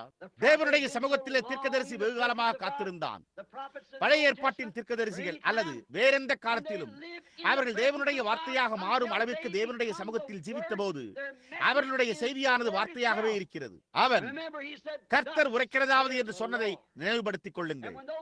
அந்த மனிதர் தேவனிடத்திலிருந்து செய்திகளை பெற்றுக் கொண்ட போது அவர்களுடைய சுய சிந்தனையானது அவ்வளவாய் மறைக்கப்பட்டார்கள். அது அவர்களுடைய சிந்தனைக்கு மாறாக இருக்கலாம். அது சரிதான் என்பதை அவர்களால் உணர முடியாமல் இருக்கலாம். ஆனால் அவர்கள் கர்த்தர் உரைக்கிறதாவது என்று சொல்லி தேவனுடைய வார்த்தையை அறிவித்துக் கொண்டிருந்தார்கள். நான் சொன்னாலுடைய மழை பெய்யாது. என்ன ஒரு வாக்கு மூலம்! அவன் தேவனுடைய சமூகத்தில் காத்திருந்து அவ்வளவு பரிபூர்ணமாக உபகாரப்படுத்தப்பட்டான். மேலும் அது ஆமோஸ் 3:7 கூட இணைந்து செல்வதை நினைவு கூறுங்கள். கர்த்தராகிய ஆண்டவர் தீர்க்கதரிசிகளாகி தம்முடைய ஊழியக்காரருக்கு தமது ரகசியத்தை வெளிப்படுத்தாமல் ஒரு காரியத்தையும் செய்யார். மழையே பெய்ய போவதில்லை என்று கூறினான். அவன் முதலாவது. அவர்கள் அவனை பார்த்து நகைத்தனர். அவன் வெறிபிடித்தவன் என்று நினைத்தனர். அந்த மதவெறியன், ஆனால் பாருங்கள், மழை பெய்ய போவதில்லை என்று கர்த்தர் உரைக்கிறதாவது என்பதை அவன் உடையவனாய் இருந்தான். மேலும் தேவன் அவர் அதை செய்வதற்கு முன்பு அவர் அதை அவருடைய ஊழியக்காரனாகி எலியாவுக்கு வெளிப்படுத்தினார். அவன் ஒரு ரூபகாரப்படுத்தப்பட்ட நிரூபிக்கப்பட்ட தீர்க்கதரிசியாக இருந்தான். எனவே ஜனங்கள் மனம் திரும்பி இருக்க வேண்டும். ஆனால் அதற்கு பதிலாக அவர்கள் அவனை நோக்கி நகைத்து, நாம் ஏராளமான மழையை பெற்றுவிட்டோமே, நீர்த்தேக்கங்கள் எல்லாம் நிறைந்திருக்கின்றன, ஆறுகளிலும் தண்ணீர் நன்றாக ஓடுகிறது என்றார்கள். வேதம் 3 வருஷமும் 6 மாதமும் அங்கே பனி கூட பெய்யவில்லை என்று கூறியுள்ளது. எல்லா இடத்திலும் எல்லா ஓடைகளும் நீர்நிலைகளும் காய்ந்து விட்டன. அது அந்த மனிதன் அல்ல, தேவன் அந்த மனிதன் மூலம் பேசினார். அது நான் என்பதாய் இருந்தது. நாம் அதை எப்போதும் அறிவோம். ஆகவே அவன் உண்மையான கர்த்தர் உரைக்கிறதாவது என்ற செய்தியுடன் தேவனால் நியமிக்கப்பட்டு தேவனிடத்திலிருந்து அனுப்பப்பட்ட ஒரு மனிதன் வரும்போது செய்தியும் அதை கொண்டு வந்த தூதனும் ஒன்றாக இருக்கிறார்கள் என்று நாம் கண்டறிகிறோம். ஏனென்றால் அவன் கர்த்தர் உரைக்கிறதாவது என்ற செய்திக்கு வார்த்தைக்கு வார்த்தை அடையாளமாக இருக்கத்தக்கதாக அனுப்பப்பட்டிருக்கிறான். ஆகவே அவனும் அவனுடைய செய்தியும் ஒன்றாக உள்ளது. ஸ்தாபன அனுசரணையில் உள்ள ஒரு ஸ்தாபன மனிதன் அவனும் சபையும் ஒன்றாகவே உள்ளது. ஏதோ ஒரு ஸ்தாபனத்தால் உண்டாக்கப்பட்ட வேத சாஸ்திரத்தின் கீழ் உள்ள ஒரு வேத பண்டிதன் அவனும் அவனுடைய செய்தியும் ஒன்றாக இருக்கின்றன. வேத சாஸ்திர சபை ஒரு வேத பண்டிதர், அது சரியாக உள்ளது. பிறகு ஒரு மனிதன் கர்த்தர் உரைக்கிறதாவது என்பதோடு வரும்போது அவரும் அந்த செய்தியும் ஒன்றாக இருக்கின்றது. எலியா கர்த்தர் உரைக்கிறதாவது என்பதோடு வந்தபோது அவனும் அவன் செய்தியும் ஒன்றாகின. அதே விதமாக இயேசு அவர் வந்தபோது அவர் வார்த்தையாக இருந்தார். பரிசுத்த யோவான் 1. ஆகவே தேவனுடைய வார்த்தையும் அந்த காலத்து செய்தியாளரும் எல்லா காலத்திலும் ஒன்றாகவே இருக்கிறார்கள். அதுதான் சரி. இயேசு தீர்க்க தரிசனமாக உரைக்கப்பட்ட வார்த்தையாக இருந்தார். ஒரு கன்னிகை கர்ப்பவதியாகி இந்த குழந்தையை பெறுவாள் என்பது சம்பவிக்கும் என்று தீர்க்கதரிசிகளால் கூறப்பட்டிருந்தவராய் அவர் இருந்தார். பின்னோக்கி பார்த்தோமானால், ஆதியில் தேவன் அவர்களிடம், ஸ்திரீயின் வித்து சர்பத்தின் தலையை நசுக்கும், அவன் அவருடைய குதிங்காலை நசுக்குவான் என்றார். இந்த எல்லா தீர்க்கதரிசனங்களும் கொடுக்கப்பட்டிருந்தன. தாவீது கதறினான். மற்ற எல்லா தீர்க்கதரிசிகளும் காலங்கள் தோறும் அவரை குறித்து பேசினார்கள். அவரே இந்த வெளிப்படுத்தப்பட்ட வார்த்தையாய் இருந்தார். அல்லேலூயா. இப்பொழுது நான் என்ன சொல்ல முயற்சித்துக் கொண்டிருக்கிறேன் என்று காண்கிறீர்களா? இந்த காலையிலே உங்களுடன் மிகவும் தெளிவாக பேசினேன். மணவாட்டி எனும் ஜீவனுள்ள சபையில் ஜீவனுள்ள தேவனுடைய அதிகாரத்தை நீங்கள் காணவில்லையோ? நோயாளிகள் சுகமடைகிறார்கள், மரித்தவர்கள் உயிரோடு எழுப்பப்படுகிறார்கள், கால் ஊனமுற்றோர் நடக்கிறார்கள், குருடர்கள் பார்வையிடுகிறார்கள். சுவிசேஷம் அதன் வல்லமையோடு அறிவிக்கப்படுகிறது. ஏனென்றால் செய்தியும் செய்தியாளரும் ஒன்றாக இருக்கிறார்கள். வார்த்தையானவர் சபைக்குள்ளும் தனிநபருக்குள்ளும் இருக்கிறார். எலியா கர்த்தர் உரைக்கிறதாவது என்பதோடு சென்றபோது தேவனுடைய வார்த்தை எலியாவுக்குள் இருந்தபடியால் மழை பெய்யாது என்று சொன்னான். அது எலியா அல்ல, எலியாவுக்குள் இருந்த தேவன். நான் ஒருமுறை கூறின கிறிஸ்தவ விஞ்ஞான பெண்மணியை போன்றே நான் இதை குறித்து பல முறைகள் கூறியிருக்கிறேன். அவள், திரு பிரண்ணாமே, நீங்கள் அளவிற்கு மிஞ்சி இயேசுவை மிகவும் உயர்த்துகிறீர்கள் என்றாள். நான் அது ஒன்றிற்காக மட்டுமே நான் பதிலளிக்க வேண்டும் என்று நான் நம்புகிறேன் என்றேன். அதற்கு அவள், நீங்கள் அவரை தெய்வீகம் வாய்ந்தவராக்க முயற்சிக்கிறீர்கள் என்றாள். நான், அவர் தெய்வீகம் வாய்ந்தவர் தான் என்றேன். ஓ, அவர் ஒரு தீர்க்கதரிசியாய் இருந்தார், அவர் ஒரு நல்ல மனிதனாய் இருந்தார், ஆனால் அவர் தெய்வீகம் வாய்ந்தவர் அல்ல என்றாள். நான், பாருங்கள், அவர் தெய்வீகம் வாய்ந்தவர் அல்ல என்று சொல்லும் ஒரு வசனத்தை எனக்கு காண்பீங்கள் என்றேன். அதற்கு அவள், அவர் லாசருடைய கல்லறைக்கு சென்ற போது அவர் கண்ணீர் விட்டார் என்று பரிசுத்த யோவான் புத்தகத்தில் கூறுகிறது என்றாள். பாருங்கள், நான் நிச்சயமாகவே அவர் கண்ணீர் விட்டார். அவர் மனிதனாகவும் தெய்வீகம் வாய்ந்தவராகவும் இரண்டுமே சேர்ந்திருந்தார். அவர் ஒரு மனிதனாக இருந்ததினால் அழுதார், ஆனால் மரித்தவனை உயிரோடு எழுப்புவதற்கு அவர் தேவனாகத்தான் இருக்க வேண்டும் என்று கூறினேன். சரி, அவர் ஒரு மனிதனாக இருந்தபடியால் பசியாய் இருந்தார், ஆனால் அவர் தேவனாக இருந்தபடியால் 2 அப்பங்களையும் 5 மீன்களையும் கொண்டு 5000 பேரை போஷித்தார் என்றார். அது உண்மை. அவர் ஒரு மனிதனாக இருந்தபடியால் ஒரு படகின் பெண்ணணையத்தில் தூங்கினார், ஆனால் தண்ணீரை அமைதலாக்கக்கூடிய தேவன் அவருக்குள் இருந்தார். எதற்காக? அவரும் அவருடைய செய்தியும் ஒன்றாக இருந்தது. அவர், நானும் என் பிதாவும் ஒன்றாக இருக்கிறோம், என் பிதா எனக்குள்ளே வாசமாக இருக்கிறார் என்று கூறினார். சரீர பிரகாரமாக தேவத்துவத்தின் பரிபூர்ணமாக இருந்தார். அன்றொரு நாள் நான் 7 சபையின் காலங்கள் என்ற செய்தியை கொண்டு வந்த போது இந்த காரியம் எனக்கு மிகவும் விசேஷமானதாக இருந்தது என நான் நினைக்கிறேன். தொடக்கமாக சொல்ல வேண்டுமானால், இயேசு அந்த விதமாக தலையில் அந்த வெண்மையோடு அங்கே நின்று கொண்டிருப்பதை என்னால் விளங்கிக் கொள்ள முடியவில்லை. அவருடைய மயிர் பஞ்சை போல வெண்மையாய் இருந்தது என்று சொல்லப்பட்டிருந்தது.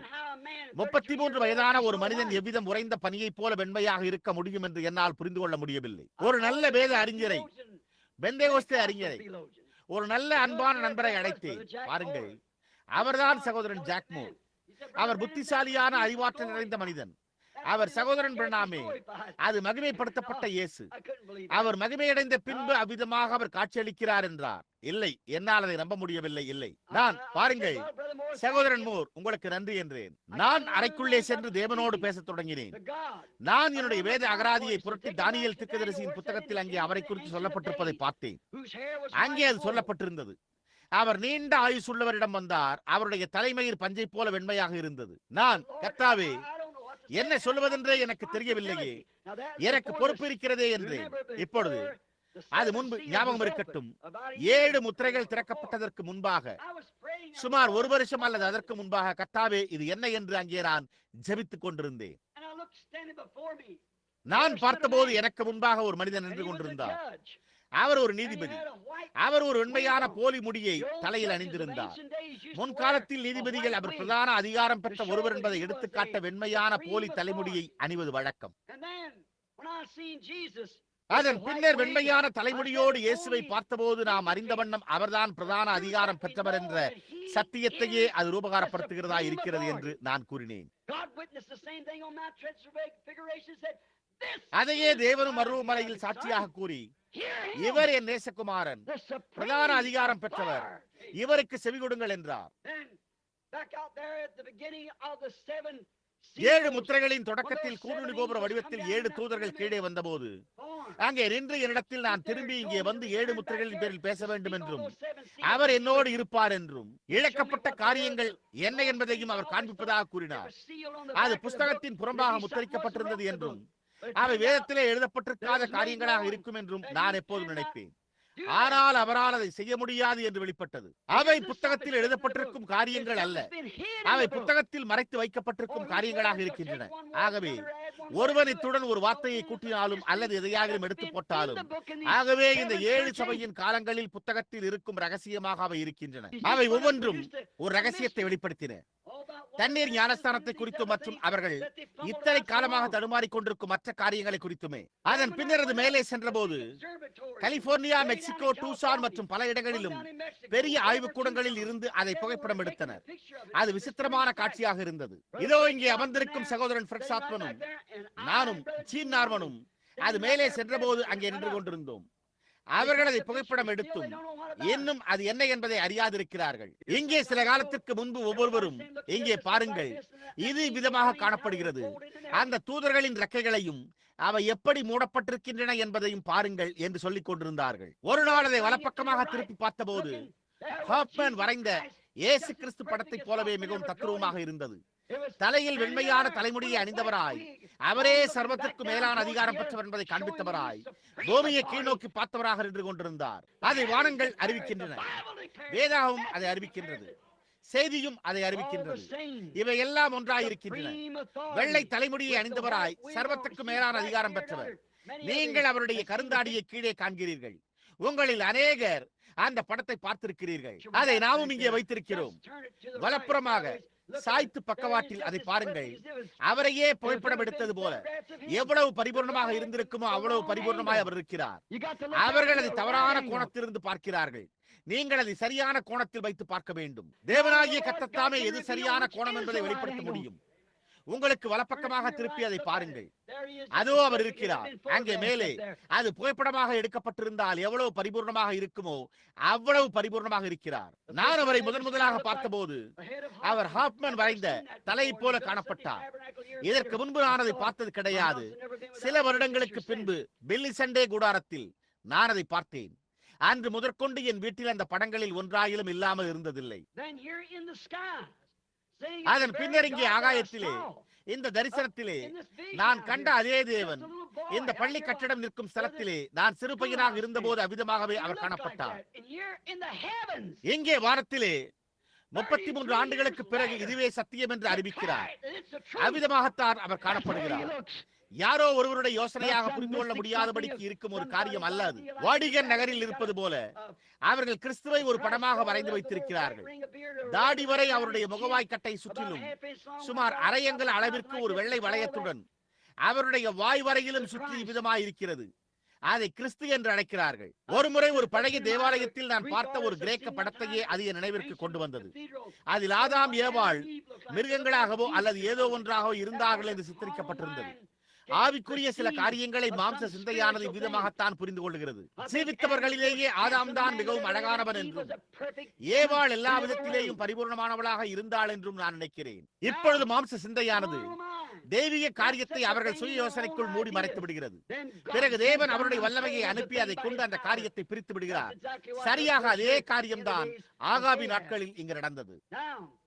இப்பொழுது எலியா அதை சொல்லக்கூடும் என்று நாம் கண்டறிகிறோம். ஏனென்றால் அந்த மணி நேரத்துக்கான செய்தியும் தேவனுடைய வார்த்தையும் அல்லது செய்தியாளரும் செய்தி வார்த்தை முற்றிலும் ஒரே காரியமாக இருக்கின்றன. தீர்க்கதரிசி வார்த்தை, செய்தி, செய்தியாளர் செய்தி, செய்தி எல்லாம் ஒன்றே. இயேசு என்னை குறித்து எழுதப்பட்டிருக்கும் கிரியைகளை நான் செய்யாவிட்டால் அப்பொழுது என்னை விசுவாசிக்க வேண்டாம் என்றார். அது நல்லது. எந்த மனிதனும் அவனுடைய செய்தியும் ஒன்றே. ஆகவேதான் தேவனுடைய கிரியைகள் செய்வதை அவர்கள் இந்நாளில் விசுவாசிப்பதில்லை. ஏனென்றால் அவர்கள் தேவனுடைய செய்தியை ஏற்றுக்கொள்வதில்லை. அவர்கள் செய்தியை விசுவாசிப்பதில்லை. ஆனால் தேவனுடைய நேரத்தில் நாம் ஜீவித்துக் கொண்டிருக்கிறோம் என்பதை விசுவாசிக்கிறவர்களுக்கு இந்த காரியங்கள் மறைவான ஆகாரமாக இருக்கின்றன. அவர்கள் அதையே நோக்கி பார்த்தாலும் அதை காணக்கூடாதபடிக்கு தேவன் அவ்வளவாக அதை மறைத்து வைத்தார் என்பதை சற்று சிந்தித்து பாருங்கள். அவ்விதமாக எலியா சீரியரின் ராணுவத்தை குருடாக்கினான். அதே விதமாகவே தேவனும் விசுவாசி என்னும் பிள்ளைக்குரிய உண்மையான அசல் ஆகாரத்தை காணாதபடிக்கு அவ்விசுவாசியை குருடாக்குகிறார். ஒரு மதவெறியர் என்று அவர்கள் நோவாவை அடைத்தபோது ஒரு பேழையை கட்டிக் கொண்டிருந்தான். அவனுடைய கண்கள் தேவனுடைய வார்த்தைக்கும் வாக்குத்தத்திற்கும் திறந்திருந்தன. மதவெறி என்று அவர்களால் அழைக்கப்பட்ட அந்த காரியமே நோவாவையும் அவன் குடும்பத்தையும் காத்துக் கொண்டது. பாருங்கள், அதே காரியம்தான். மக்கள் எந்த காரியத்தை நோக்கி நகைக்கிறார்களோ அதே காரியத்திற்காகவே நாம் ஜெபிக்கிறோம். மக்கள் பைத்தியம் என்று அழைப்பதை நாம் மகத்தானது என்கிறோம். உலக மகத்தானது என்று அழைப்பதை தேவன் முட்டாள்தனம் என்கிறார். உலக முட்டாள்தனம் என்று அழைப்பதை தேவன் மகத்தானது என்கிறார். அது சரியானதற்கும் தவறானதற்கும் இடையில் முற்றிலுமான வித்தியாசமாக இருக்கிறது. இயேசு கிறிஸ்து நேற்றும் இன்றும் என்று மாறாதவராய் இருக்கிறார். நினைவிருக்கட்டும், தேவனுடைய வார்த்தையின்படியும் தேவனுடைய அழைப்பின்படியும் தேவனுடைய திட்டத்தின்படியும் அவன் தன்னுடைய ரகசியமான இடத்திற்கு சென்றான். எலியா தேவனுடைய முன்னறிவிப்பின்படியேயும் திட்டம் அவனுடைய வாழ்க்கையின் அழைப்பின்படியேயும் வார்த்தையின்படியேயும் தன்னுடைய ரகசிய இடத்திற்கு சென்றான். நாம் நுழைந்திருப்பது அந்த வழியாக இல்லை என்றால் வேறு எவ்விதம் நாம் அங்கே போக முடியும் என்று எனக்கு தெரியவில்லை.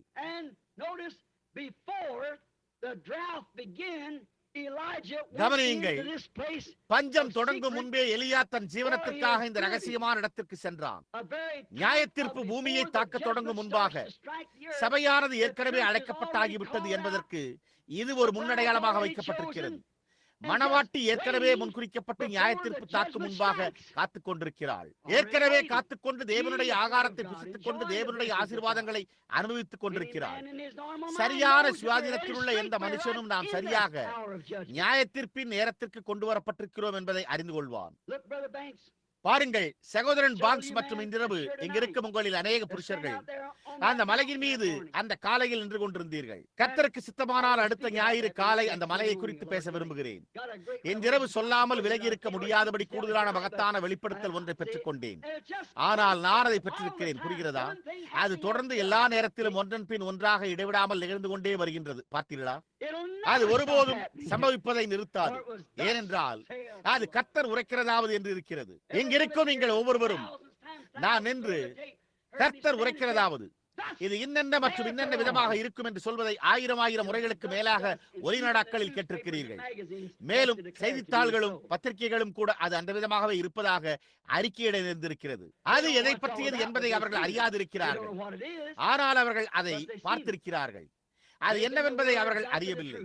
ஆனால் வார்த்தையே சரியான சத்தியம் என்று அது உறுதிப்படுத்தப்படுவதை கண்டிருக்கிறார்கள். 33 வருடங்களுக்கு முன்பு அல்லது 1933 நாம் அந்த நதியில் நின்று கொண்டிருந்த போது கர்த்தருடைய தூதனானவர் அந்த நாளிலே கீழே இறங்கி வந்து அவர் செய்த காரியங்களை பற்றி சொன்னார். நான் வெளியே வந்தபோது அந்த கரையில் நின்று கொண்டிருந்தவர்களில் அநேகர், பில்லி, இதனுடைய அர்த்தம் என்ன என்றார்கள். நான், அது எனக்காக இல்லை, அது உங்களுக்காகவே, நான் விசுவாசிக்கிறேன், நீங்களோ விசுவாசிப்பதில்லை என்றேன். பின்னர் அப்படியே நடந்து சென்று விட்டேன். பிறகு அந்த போதகர் என்னிடம், அவர், நீ உன் 7ஆம் வகுப்பு படிப்பை வைத்துக் கொண்டு உலகம் முழுவதும் சென்று பேரரசர்களுக்கும் சக்கரவர்த்திகளுக்கும் ராஜாக்களுக்கும் மற்றுமுள்ளோருக்கும் ஜெபிக்கப் போவதாக எண்ணமா? மேலும் ஓ என்று கூறிவிட்டு அதை மறந்துவிடு என்று கூறினார். என்னால் அதை மறக்க முடியவில்லை. அது என் இருதயத்தின் மீது பொறிக்கப்பட்டுள்ளது. அவர் எவ்விதமாக செய்வதாக கூறினாரோ அவ்விதமாகவே அவர் சொன்ன ஒவ்வொரு காரியமும் இப்போது இங்கே 33 வருடங்களுக்கு பிறகு பரிபூர்ணமாக நடந்தேறியது. அவர் தேவனாய் இருக்கிறபடியால் தவறி போக முடியாது. அவர் எப்போதும் தம்முடைய வார்த்தையை காக்கிறார். ஒருபோதும் அதை சந்தேகிக்காதீர்கள். இப்போது கவனியுங்கள், அவன் தேவனுடைய திட்டத்தின்படியேயும் முன்னறிதல், தேவனுடைய அழைப்பின்படியேயும் தேவனுடைய வார்த்தையின்படியேயும் பஞ்சம் தொடங்கும் முன்பாக அங்கே சென்றான். இப்போது நியாயத்தீர்ப்பு தாக்க ஆயத்தமாக இருக்கிறது என்று அறிகிறோம். அந்த நாளில் மலையின் மேல் நின்று கொண்டிருந்த போது சகோதரன் பாங்சூட் இங்கே நின்று கொண்டிருக்கையில் நாங்கள் மலையின் மேல் ஏறிக்கொண்டிருந்தோம். அடுத்த 10 அல்லது 15 நிமிடங்களில் நடைபெறவிருக்கும் ஜெபவரிசைக்காக உங்கள் விசுவாசம் கட்டப்படத்தக்கதாக மீண்டும் இதை இங்கே குறிப்பிட விரும்புகிறேன். சகோதரன் பாங்க்ஸுக்கு முன்பாக நடந்து சென்று கொண்டிருந்தேன். சகோதரி ரூபி சுகவீனமாக இருந்ததால் அவளை விட்டுவிட்டு அவர் வந்திருந்தார் என நான் நினைக்கிறேன். எனக்கு பின்னாக வந்து கொண்டிருந்த அவருடைய முகத்தை கவனித்தேன். சிவந்து போய் இருந்தது. நான் பின்னாக திரும்பி பார்த்தேன். மலையானது ஒருவேளை அவர் மேலே ஏறி நடப்பதற்கு சற்று கடினமாக இருக்கிறது போலும் என நினைத்துக் கொண்டு நான் சற்று மெதுவாக நடந்தேன். சரியாக அந்த பாலைவனங்களில் அதை போன்று மலையில் அங்குதான் கர்த்தருடைய தூதர்கள் தோன்றினர். அதே திசையை நோக்கி முன்னேறி கொண்டிருந்தோம். அங்குதான் அவர்கள் ஒரு சில மாதங்களுக்கு முன்பு தோன்றியிருந்தனர். நான் மலையின் மீது ஏறின போது தேவ ஆவியானவர், நான் சுற்றுமுற்று மலையுச்சியை பார்த்தபோது அவர் அந்த கல்லை எடுத்து அவரை நோக்கி, கர்த்தர் உரைக்கிறதாவது, இன்னும் சில மணி நேரத்தில் தேவனுடைய மகிமையை காண்பாய் என்று கூறி என்றார். நான் அந்த கல்லை எடுத்துக்கொண்டு சகோதரன் பாங்ஸ் ஏன் என்று எனக்கு தெரியாது என்று கூறியபடி அதை வானத்தில் வீசி எறிந்துவிட்டு நான், கர்த்தர் உரைக்கிறதாவது, நீங்கள் தேவனுடைய மகிமையை காணப்போகிறீர்கள் என்று கூறினேன். அப்பொழுது அவர், அது ரூபியை பற்றியதா என்று கேட்டார். அதற்கு நான், இல்லை, அது உன்னை பற்றியோ ரூபியை பற்றியோ எவரை பற்றியும் இருப்பதாக நான் நினைக்கவில்லை. கர்த்தர் உரைக்கிறதாவது ஏதோ ஒன்று நிகழப்போகிறது என்று அது சொன்னதாக மாத்திரம் நான் நினைக்கிறேன் என்று கூறினேன். மறுநாள் காலையில் நாங்கள் அங்கு நின்று கொண்டிருந்த போது புருஷர்களில் அநேகர், அவர்களில் இங்கு எத்தனை பேர் அமர்ந்திருக்கிறார்களோ நான் அறியேன், எங்களில் 12 அல்லது 14 15 பேரோ அங்கு அமர்ந்திருந்தோம். திடீரென்று ஒரு ஊழியக்காரன் என்னை நோக்கி நடந்து வந்து, சகோதரன் பிரணாமே என்று கூறி என்னுடைய பெயர் இன்னார் இன்னார் என்றார். கலிபோர்னியாவில் உங்களுடைய ஆதரவாளர்களில் நானும் ஒருவன் என்றார். நான், உம்மை சந்திப்பதற்காக நான் சந்தோஷப்படுகிறேன் ஐயா என்று கூறினேன். டக்ளஸ் மெக்யூஸ் அவர், நான் என்றார். நான், உம்மை சந்திப்பதற்காக நான் சந்தோஷப்படுகிறேன் என்று கூறினார். அவருடன் கரங்களை குலுக்கினேன். அவர், பாருங்கள், இப்பொழுது நான் உம்மை ஒரு கேள்வி கேட்க விரும்புகிறேன் என்று கூறினார். கூறிவிட்டு, இங்கு தர்மகர்த்தா ராய் ராபர்ட்சன், சகோதரன் வுட், டெரி மற்றும் பில்லி மற்றும் சகோதரன் மெக்னல்லி இன்னும் யாரெல்லாம் அங்கு நின்று கொண்டிருந்தார்களோ நான் அறியேன். மேலும் நான் உம்மை ஒன்று கேட்க விரும்புகிறேன் என்றார். அவர், கர்த்தர் எப்போதாவது உமக்கு விதமாக வெளியே இருக்கும்போது தரிசனங்களை தருவது உண்டா என்று கேட்டார். நான், ஆம் சகோதரனே, ஆனால் அதையெல்லாம் விட்டு சற்று விலகி ஓய்வெடுக்க வந்திருக்கிறேன் என்று கூறினேன். நான் இவ்விதமாக சுற்றி பார்த்தபோது பருமனான மருத்துவர் ஒருவர் அவரை பார்த்து, சங்கை மத்யூஸ், உம் கண்ணில் உள்ள இந்த ஒவ்வாமை சீக்கிரத்தில் உம் கண் பார்வையே போக்கிவிடும். நான் உமக்கு 2 வருடமாக மருத்துவம் பார்த்து வருகிறேன். இதற்கு மேலும் அதை குறித்து என்னால் ஒன்றுமே செய்ய முடியாது என்று கூறுவதை கண்டேன். நான் அவரை திரும்பி பார்த்தேன். அவர், நீர் எதற்காக என்னை கேட்டீர் என்றால், அன்று உமது மருத்துவர் உம்முடைய கண்ணில் ஒவ்வாமை இருக்கிறது என்று கூறினார் என்றேன். ஏறத்தாழ 11 மணி அளவில் நடுப்பகலாக இருந்தது. அவர் கண்களில் குளுமை கண்ணாடி அணிந்திருந்தார். நான், காரணம், நீர் அதை அணிந்திருப்பது சூரிய ஒளியின் நிமித்தமாக அல்ல, உம்முடைய கண் நிமித்தமாகவே. நீர் உம்முடைய கண்ணை இழந்துவிடப் போகிறீர் என்று அவர் உம்மிடம் கூறினார். அவர் கண்ணீர் விடத் தொடங்கி, அது உண்மை என்றார். கையில் ஒரு நீண்ட பிடியுள்ள மண்வெட்டியை பிடித்தபடி நான் மறுபடியும் நடக்க திரும்பினேன். நான் பார்த்தபோது அவர் கண்கள் பிரகாசமாக பளபளக்க என்னையே பார்த்துக் கொண்டு நிற்பதாக கண்டேன். நான், ஆனால் கர்த்தர் உரைக்கிறதாவது, நீர் அந்த கண்ணை இழக்கப் போவதில்லை என்றேன். கடந்த இலையுதிர் காலத்தில் அவருடன் வேட்டையாடி கொண்டிருந்தேன். அவரே என்னையும் இந்த கூட்டத்தில் உள்ள எவரையும் விட தெளிவாக காணக்கூடியவர். அவர் ஒருபோதும், வயதான பெண்மணி ஒருவர் காலுறைகளை கீழே இறக்கிவிட்டு தன் பாவாடையை பக்கவாட்டில் சற்று மேலே உயர்த்துவதை கண்டேன். அவள், மகனே, நீ சகோதரன் பிரணாமை கண்டாயானால் என் பாதத்துக்காக ஜெபிக்கும்படி அவரிடம் கூறு என்றாள். நான் அங்கு பார்த்தபோது அந்த பெண்மணியின் பாதத்தை சுற்றிலும் கட்டிகள் காணப்பட்டன. நான், உம்முடைய தாயார் நரைத்த தலையுடைய பெண்மணி, என் மகனே, நீங்கள் பாருங்கள், நீர் புறப்படும் முன்பாக நீர் என்னை பார்க்கும் பட்சத்தில் தன் பாதத்திற்காக நான் ஜெபிக்க வேண்டுமாய் கேட்டுக்கொள்ளும்படி அவள் உம்மிடம் கூறினாள். அவர் பாதத்தை சுற்றிலும் சிறு கட்டிகள் போன்றவை தொங்கிக் கொண்டிருக்கின்றன என்று கூறினேன். அவர் மயக்கமே அடித்து விழுந்து விடுவார் போல் இருந்தது. அது உண்மை என்றார். நான், அவளை கவலைப்பட வேண்டாம் என்று கூறுங்கள், அது சரியாகிவிடும் என்று கூறினேன். நான் சுற்றி நடக்க தொடங்கினேன். அப்பொழுது நான் தேவனுடைய சத்தம் பேச கேட்டேன். சீக்கிரமாக பாதையை விட்டு ஓடிப்போங்கள் என்று கூறியது. அங்கே ராய் ராபர்ட்சன் நின்று கொண்டிருந்தார்.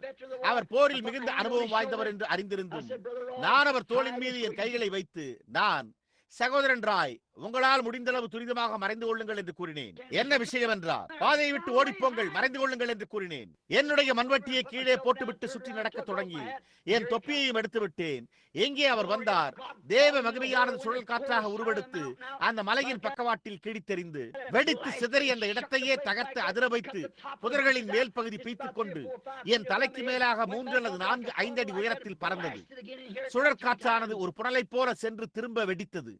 மேலும் இதோ அது வருகிறது, இவ்விதமாக 3 முறை. அப்பொழுது 3வது முறைக்கு பின் அது கடந்து சென்ற பின்பு சகோதரன் பாங்ஸ் வந்து, இதை குறித்துதான் கூறிக்கொண்டிருந்தீர்களா என்று கேட்டார். நான், ஆமாம் என்றேன். அவர், அது என்ன என்று கேட்டார். நான், தேவன் சுழல் காற்றில் பிரசன்னமாகிறார் என்றேன். இதை மக்களிடம் கூறுவதை அவர் விரும்பினாரா இல்லையா என்று நான் அறியேன். அதன் பின்னர் நான் சற்று ஜெபித்தேன். அப்பொழுது நான் அவர்களிடம் சொல்லலாம் என்று அவர் கூறினார். எனவே நான், இது மேற்கு கடற்கரையை தாக்கும் நியாயத்திற்கு என்று கூறினேன். என்று அதை பாருங்கள். சில மணி நேரம் கழித்து என்ன நடந்தது என்று பாருங்கள். அலாஸ்கா தண்ணீரில் மூழ்கியது. இப்போது முழு பகுதியுமே கீழே போய்க் கொண்டிருக்கிறது. entering into நாம் the நியாயத்தீர்ப்பில் பிரவேசித்துக் கொண்டிருக்கிறோம். judgment. Mercy has இரக்கமானது been புறக்கணிக்கப்பட்டிருக்கிறது. spared. But thanks be to ஆனால் God. தேவனுக்கு ஸ்தோத்திரம் உண்டாவதாக. இந்த கடைசி நாட்களில் தம் ஜனத்தின் மத்தியில் ரூபகாரப்படுத்தப்பட்ட இயேசு கிறிஸ்துவை பற்றின வெளிப்படுத்தலின் நன்மை மற்றும் கிருபை ஆகியவற்றின் மீது சார்ந்து ஜீவிக்கத்தக்கதான மறைவான ஆகாரத்தை, ஆவிக்குரிய ஆகாரத்தை நாம் பெற்றிருக்கிறோம். ஆமென். அவர்கள் அதற்குள்ளே சென்று விட்டனர். பஞ்சம் துவங்கும் முன்பாக எலியா உள்ளே சென்று விட்டான். நியாயத்தீர்ப்புக்கு முன்பாக உள்ளே வந்து விட்டதற்காக தேவனுக்கு ஸ்தோத்திரம். இப்பொழுது நாம் வெளியே வந்து உள்ளே போகும் ஒரு நேரம் இதுவேயாகும். அந்த ஸ்தாபனங்களில் இருந்து வெளியே வந்து கிறிஸ்துவுக்குள்ளாக போவது, எல்லா உண்மையான விசுவாசிகளுக்கும் வெளியே வருவதும் உள்ளே போவதுமான நேரம். அப்பொழுது அவன் அழைக்கப்பட்டு அங்கேயே தங்கியிருந்தான். நினைவிருக்கட்டும், தேவன் அவனை அழைக்குமட்டாக அவன் ஆற்றை விட்டு விலகவே இல்லை. ஏறத்தாழ பஞ்சம் முடிந்தவுடன் தேவன் அங்கே இருந்து அவனை அழைத்து ஒரு விதவையின் வீட்டுக்கு அனுப்பினார். கவனியுங்கள், அவர் இந்த விதவையை அழைத்தார். இந்த விதவை அவிசுவாசிகளுடன் தொடர்பில்லாதிருந்தாள். பழைய காலத்தில் மிருகத்தின் முத்திரையை தரித்துக் கொண்டார்கள். ஆகவே அவர் அவளை அழைத்து இந்த விதவையை ஆதரிக்குமாறு எலியாவை அழைத்தார். ஒரு சின்ன அடை மாத்திரம் அவர்களுக்கு இருந்தது. அவள் சார்ந்திருந்த சிறு வஸ்து அதுவே. எலியா முதலில் எனக்கு அதைத்தா, ஏனென்றால் கர்த்தர் உரைக்கிறதாவது, பூமியின் மீது தேவனாகிய கர்த்தர் மழையை கட்டளையிடும் நாள் மட்டுமாக பானை வெறுமையாகி போவதும் இல்லை, கலசம் வெறுமையாவதும் இல்லை என்றான். தேவனை முதலாவதாக வைத்தல், அவருடைய வார்த்தையை முதலாவதாக வைத்தல். கவனியுங்கள், பானையில் மா இருந்தது. ஒவ்வொரு முறையும் அவள் மாவிற்காக போன போது பானையில் மாவு இருந்தது. ஒவ்வொரு முறையும் அவள் எண்ணெய்க்காக போன போது கலசத்தில் எண்ணெய் இருந்தது. ஏன்? போஜன பலியில் மாவானது கிறிஸ்துவை குறிக்கின்றது. மாவில் உள்ள ஒவ்வொரு கட்டியும் அரைக்கும்படியாக எந்திர பல் சக்கரங்கள் இருக்க வேண்டும். மாவில் உள்ள ஒவ்வொரு உருண்டை கட்டியும் அவர் நேற்றும் இன்றும் என்று மாறாதவராய் இருக்கிறார் என்பதை காண்பிக்கிறதாய் ஒன்றாகவே இருக்கின்றன. வார்த்தையை ரூபகாரப்படுத்த செய்தியை பின்தொடரும் ஜீவ அப்பமாகிய வார்த்தையாய் அது இருந்தது. இன்றும் அது அவ்விதமாகவே இருக்கிறது. நண்பர்களே, இன்றும் அவ்விதமாகவே பஞ்சகாலத்தில் அவர்களை ஆதரிக்கத்தக்கதாக பிள்ளைகள் புசிக்கும் ஜீவ அப்பமானது தேவனுடைய செய்தியை தொடர்ந்தே செல்கிறது. இன்று அவர் நம் மத்தியில் வந்து நின்றால் எப்படி இருக்கும்? இப்பொழுது அவர் நம் மத்தியில் வந்து நின்றால் எப்படி இருக்கும்? இந்த பூமியின் மீது அவர் மாம்சத்தில் வந்திருந்த நாட்களில் எவ்விதமாக கிரியை செய்தாரோ அவ்விதமாகவே கிரியை செய்வார். மணவாட்டியானவள் மணவாளனின் ஒரு பகுதியாகவே இருக்கிறாள். சபையானது கிறிஸ்துவை போலவே இருக்கிறது. நான் செய்யும் கிரியைகளை நீங்களும் செய்வீர்கள். வார்த்தையே அதை செய்தது. அவர் செய்த காரியங்களையே நாமும் செய்வோம் என்று அவர் கூறினார். மறுபடியும் நாம் இங்கே கவனிக்கிறோம். அந்த நாளில் வார்த்தையானது எலியாவினிடத்துக்கு வந்தது போல வார்த்தை நமக்குள் இருந்து நம்மிடத்தில் வந்திருக்குமானால் அவன் செய்த காரியத்தையே அது செய்யும். உலகத்திற்கு மறைக்கப்பட்ட தேவனுடைய ரகசியமான காரியங்களை அவன் போஷிப்பான். மீண்டுமாக அது செய்தியையும் செய்தியாளரையும் ஒன்றாக ஆக்குகிறது. ஆவிக்குரிய ஆகாரம் ஆயத்தமாக இருக்கிறது. அது இப்போதைய காலத்தில் வந்திருக்கிறது. நீங்கள் அதை விரும்பினால் நீங்கள் ஒவ்வொருவரும் இந்த ஆகாரத்தை புசிக்க முடியும். இந்த நேரத்திற்கான அவிசுவாசம் அனைத்திலுமிருந்து வெளியே வர விரும்பினால், கிறிஸ்துவுக்குள்ளாக நீங்கள் வருவதற்கு ஆயத்தமாக இருப்பீர்களானால் அவருடைய வாக்குதத்திற்குள் வாருங்கள். மல்கியா 4, லூக்கா 17:30, பரிசுத்த யோவான் 14:12 கூட அவருடைய வாக்குத்தத்தங்களை நினைவு கூறுங்கள். மேலும் எத்தனையோ வேத வாக்கியங்கள், யோவேல் 2:38, அவர் செய்ய போகும் எல்லாவற்றையும் இல்லை 2:28 சரியாக கூறினால் இந்த கடைசி நாட்களில் அவர் என்ன செய்வார் என்பதை குறித்து சொல்லுகின்றன. எவ்விதமாக தீர்க்கதரிசி இந்த கடைசி நாட்களில் வெளிச்சம் உண்டாயிருக்கும் என்றும் அது எவ்விதமாக கிரியை செய்யும் என்றும் அது என்ன செய்யும் என்றும் எல்லா வேத வாக்கியங்களும் இந்த கடைசி நாட்களையே சுட்டி காண்பிக்கின்றன என்பதையும் கூறினார். அது கிறிஸ்துவே. நீங்கள் இப்பொழுது அதிலே அந்த ரகசியமான இடத்திலே மறைந்து கொள்வீர்களானால் நீங்கள் புசித்து தேவனுடைய நன்மையும் இரக்கத்தையும் காண முடியும். நீங்கள் சுகவீனமாக இருப்பீர்களானால் அங்கே சுகமளித்தல் உண்டு. எலிசா பின்னர் அழைத்த போது உங்களுக்கு நினைவிருக்கும், கிறிஸ்துவை குறிக்கும் போஜன பலியை அவன் பெற்றுக் கொண்ட போது அதை கொண்டு விதவையினுடைய வீட்டை பராமரித்தான். கவனியுங்கள், பிறகு அவர் வானத்திலிருந்து அக்கினியை அழைத்த போது தீர்க்கதரிசியின் ஆவியானது அவனுடைய அனுப்புதலையும் தேவனை குறித்தும் நிரூபித்தது. கவனியுங்கள், வனாந்திரத்திலே அவன் சூறைச் செடிகளின் கீழாக படுத்திருந்த போது ஒரு தூதன் அதே விதமான மாவிலே சுடப்பட்ட அடைகளை கொண்டு வந்து அவனை போஷித்தான். சிறிது நேரம் கழித்து அவர் அவனை உறங்கவிட்டு அவனை எழுப்பி அவன் இன்னும் சில அடைகளை அங்கு அவனுக்காக ஆயத்தப்படுத்தி கொடுத்தான். அந்த போஜனத்தின் பலத்தினால் அவன் 40 நாட்கள் சென்றான். தேவனுக்கு மகிமை. அவர் நேற்று இன்றும் என்று மாறாதவராய் இருக்கிறார். ஓ, எவ்வளவாக நாம் அவரை நேசிக்கிறோம். அதனுடைய காலத்தின் ஆவிக்குரிய ஆகாரம். பிள்ளைகளின் அப்பத்தை எடுத்து நாய்க்குட்டிக்கு போடுவது நல்லதல்ல. இவ்விதமாக இயேசு அந்த சீரோபேரிக்கியா ஸ்திரீயிடம் கூறவில்லையா? அவருக்கு சொந்தமானவர்களிடத்தில் அவர் அனுப்பப்பட்டார். அது சரிதான். அவர்களுக்காகத்தான் அவர் வந்தார். அவர் புறஜாதிகளிடத்தில் ஒருபோதும் செல்லவில்லை. இப்பொழுது இன்றைக்கு அவர் புறஜாதிகளை அவர்களுடைய காலத்தில் சந்திக்கிறார். இது சந்திப்பு இல்லை. நீங்களோ அந்த செய்தி இந்த மிகப்பெரிய ஸ்தலங்களுக்கு, ஸ்தாபனங்களுக்கு மத்தியிலே உள்ளதை போல இந்த பெரிய கூட்டங்களுக்கு செல்லவில்லையா என்று கேட்கிறீர்கள். இது அவர்களுக்குரிய ஆகாரம் அல்ல. சபை என்று தன்னை அழைத்துக் கொள்ளும் ஸ்தாபனத்தின் ஆகாரம் அல்ல. மணவாட்டியின் ஆகாரம். இது காலத்திற்கேற்ற ஆவிக்குரிய ஆகாரம். இது அவர்களுடைய வயிற்றில் கோளாறு உண்டாக்கி அவர்களை சுகவீனமாக்கிவிடும். அது அவர்களுக்கு பலமான ஆகாரம். புரிகிறதா? உங்களால் அதை செய்ய முடியாது. ஆனால் பிள்ளைகளுக்கு அதுதான் அப்பம், அதுதான் ஜீவன், அதுதான் ஏற்றும் இன்றும் என்று மாறாத இயேசு கிறிஸ்து. நாம் ஜெபவரிசையை இப்போது தொடங்காவிட்டால் நமக்கு மிகவும் நேரமாகிவிடப் போகிறது. எனவே நாம் நம்முடைய தலைகளை சற்று நேரம் வணங்குவோமாக.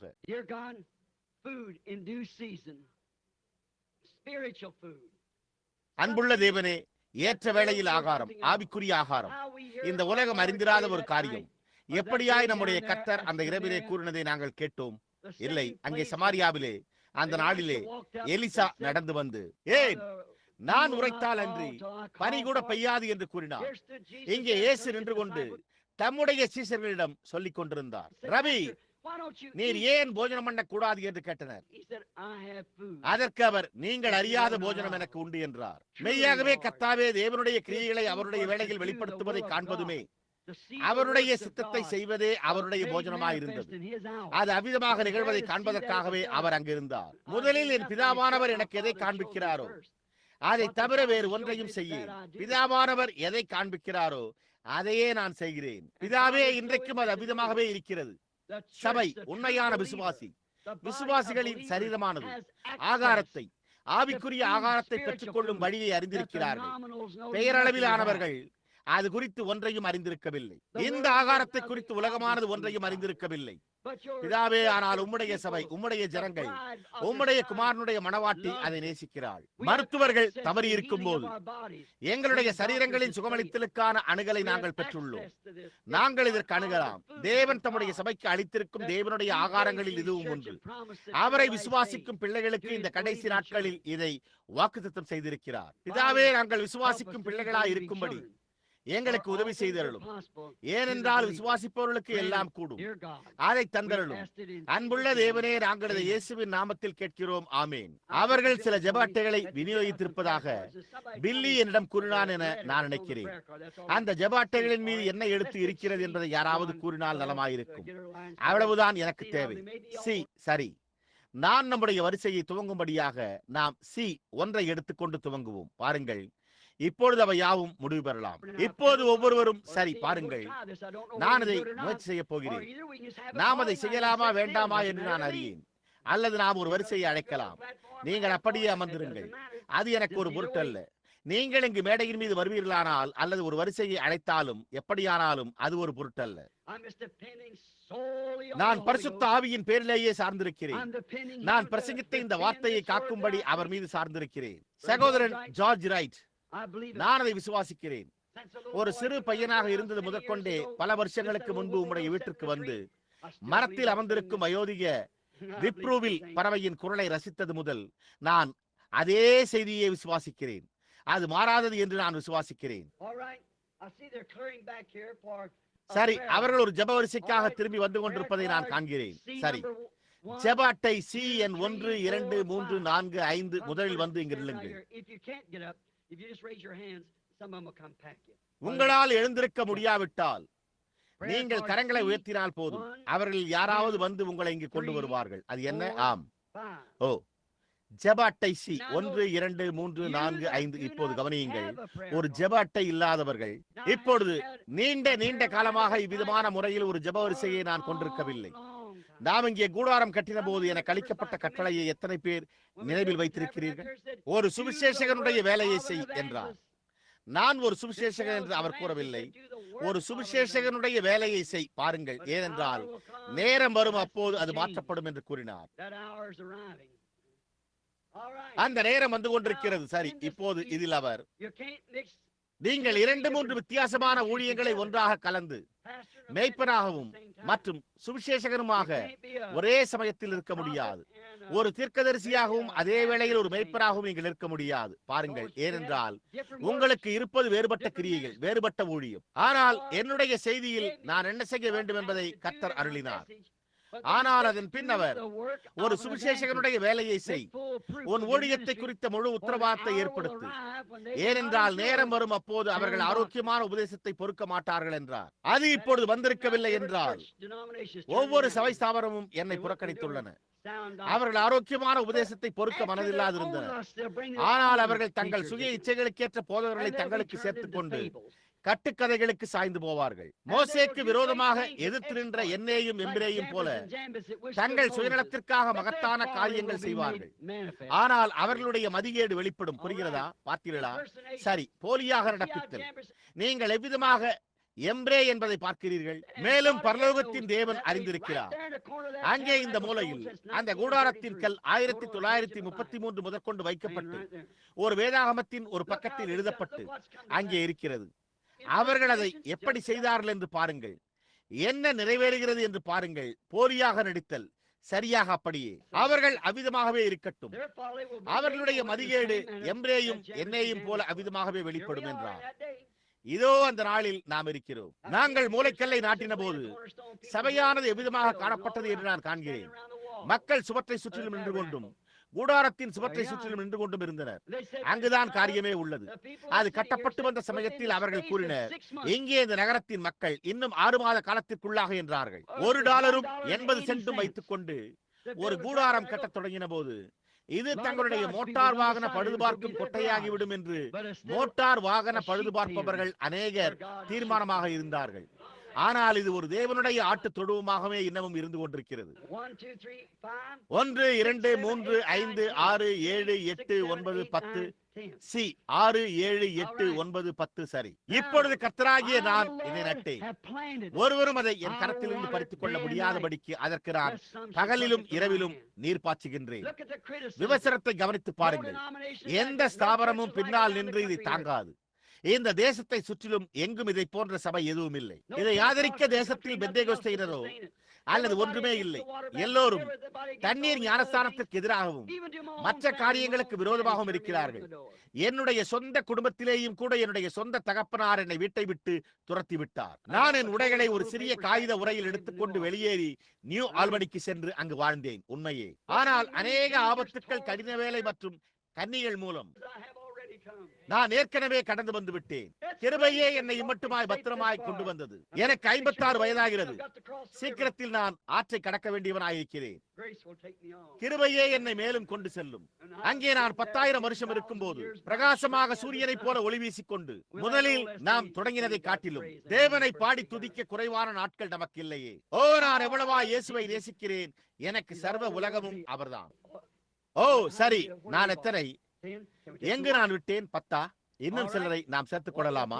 சரி, அது என்ன? 10, 15. சரி, சி 10 முதல் 15 முடிய. நீங்கள் எங்க இருக்கிறீர்களோ அங்கு எழுந்து நின்று வந்து விடுங்கள். என்ன கூறுகிறீர்கள்? சரி, அப்படியானால் சி 15 முதல் 20. சி 15 முதல் 20 மட்டும் இருக்கட்டும். 10 பேர் இன்னும் அதிகமாக இருப்பர். நாம் காண்கிறோம். நீங்கள் பாருங்கள், வரிசை எங்கு நிற்கிறதோ பாருங்கள். நாங்கள் அங்கு வந்து அவர்களை கூட்டமாக்க விரும்பவில்லை. மேலும் நாங்கள், சரி, இப்போது உங்களுடைய முழுமையான கவனத்தை என் மீது வையுங்கள். நாங்கள் நேரம் கடத்த மாட்டோம்.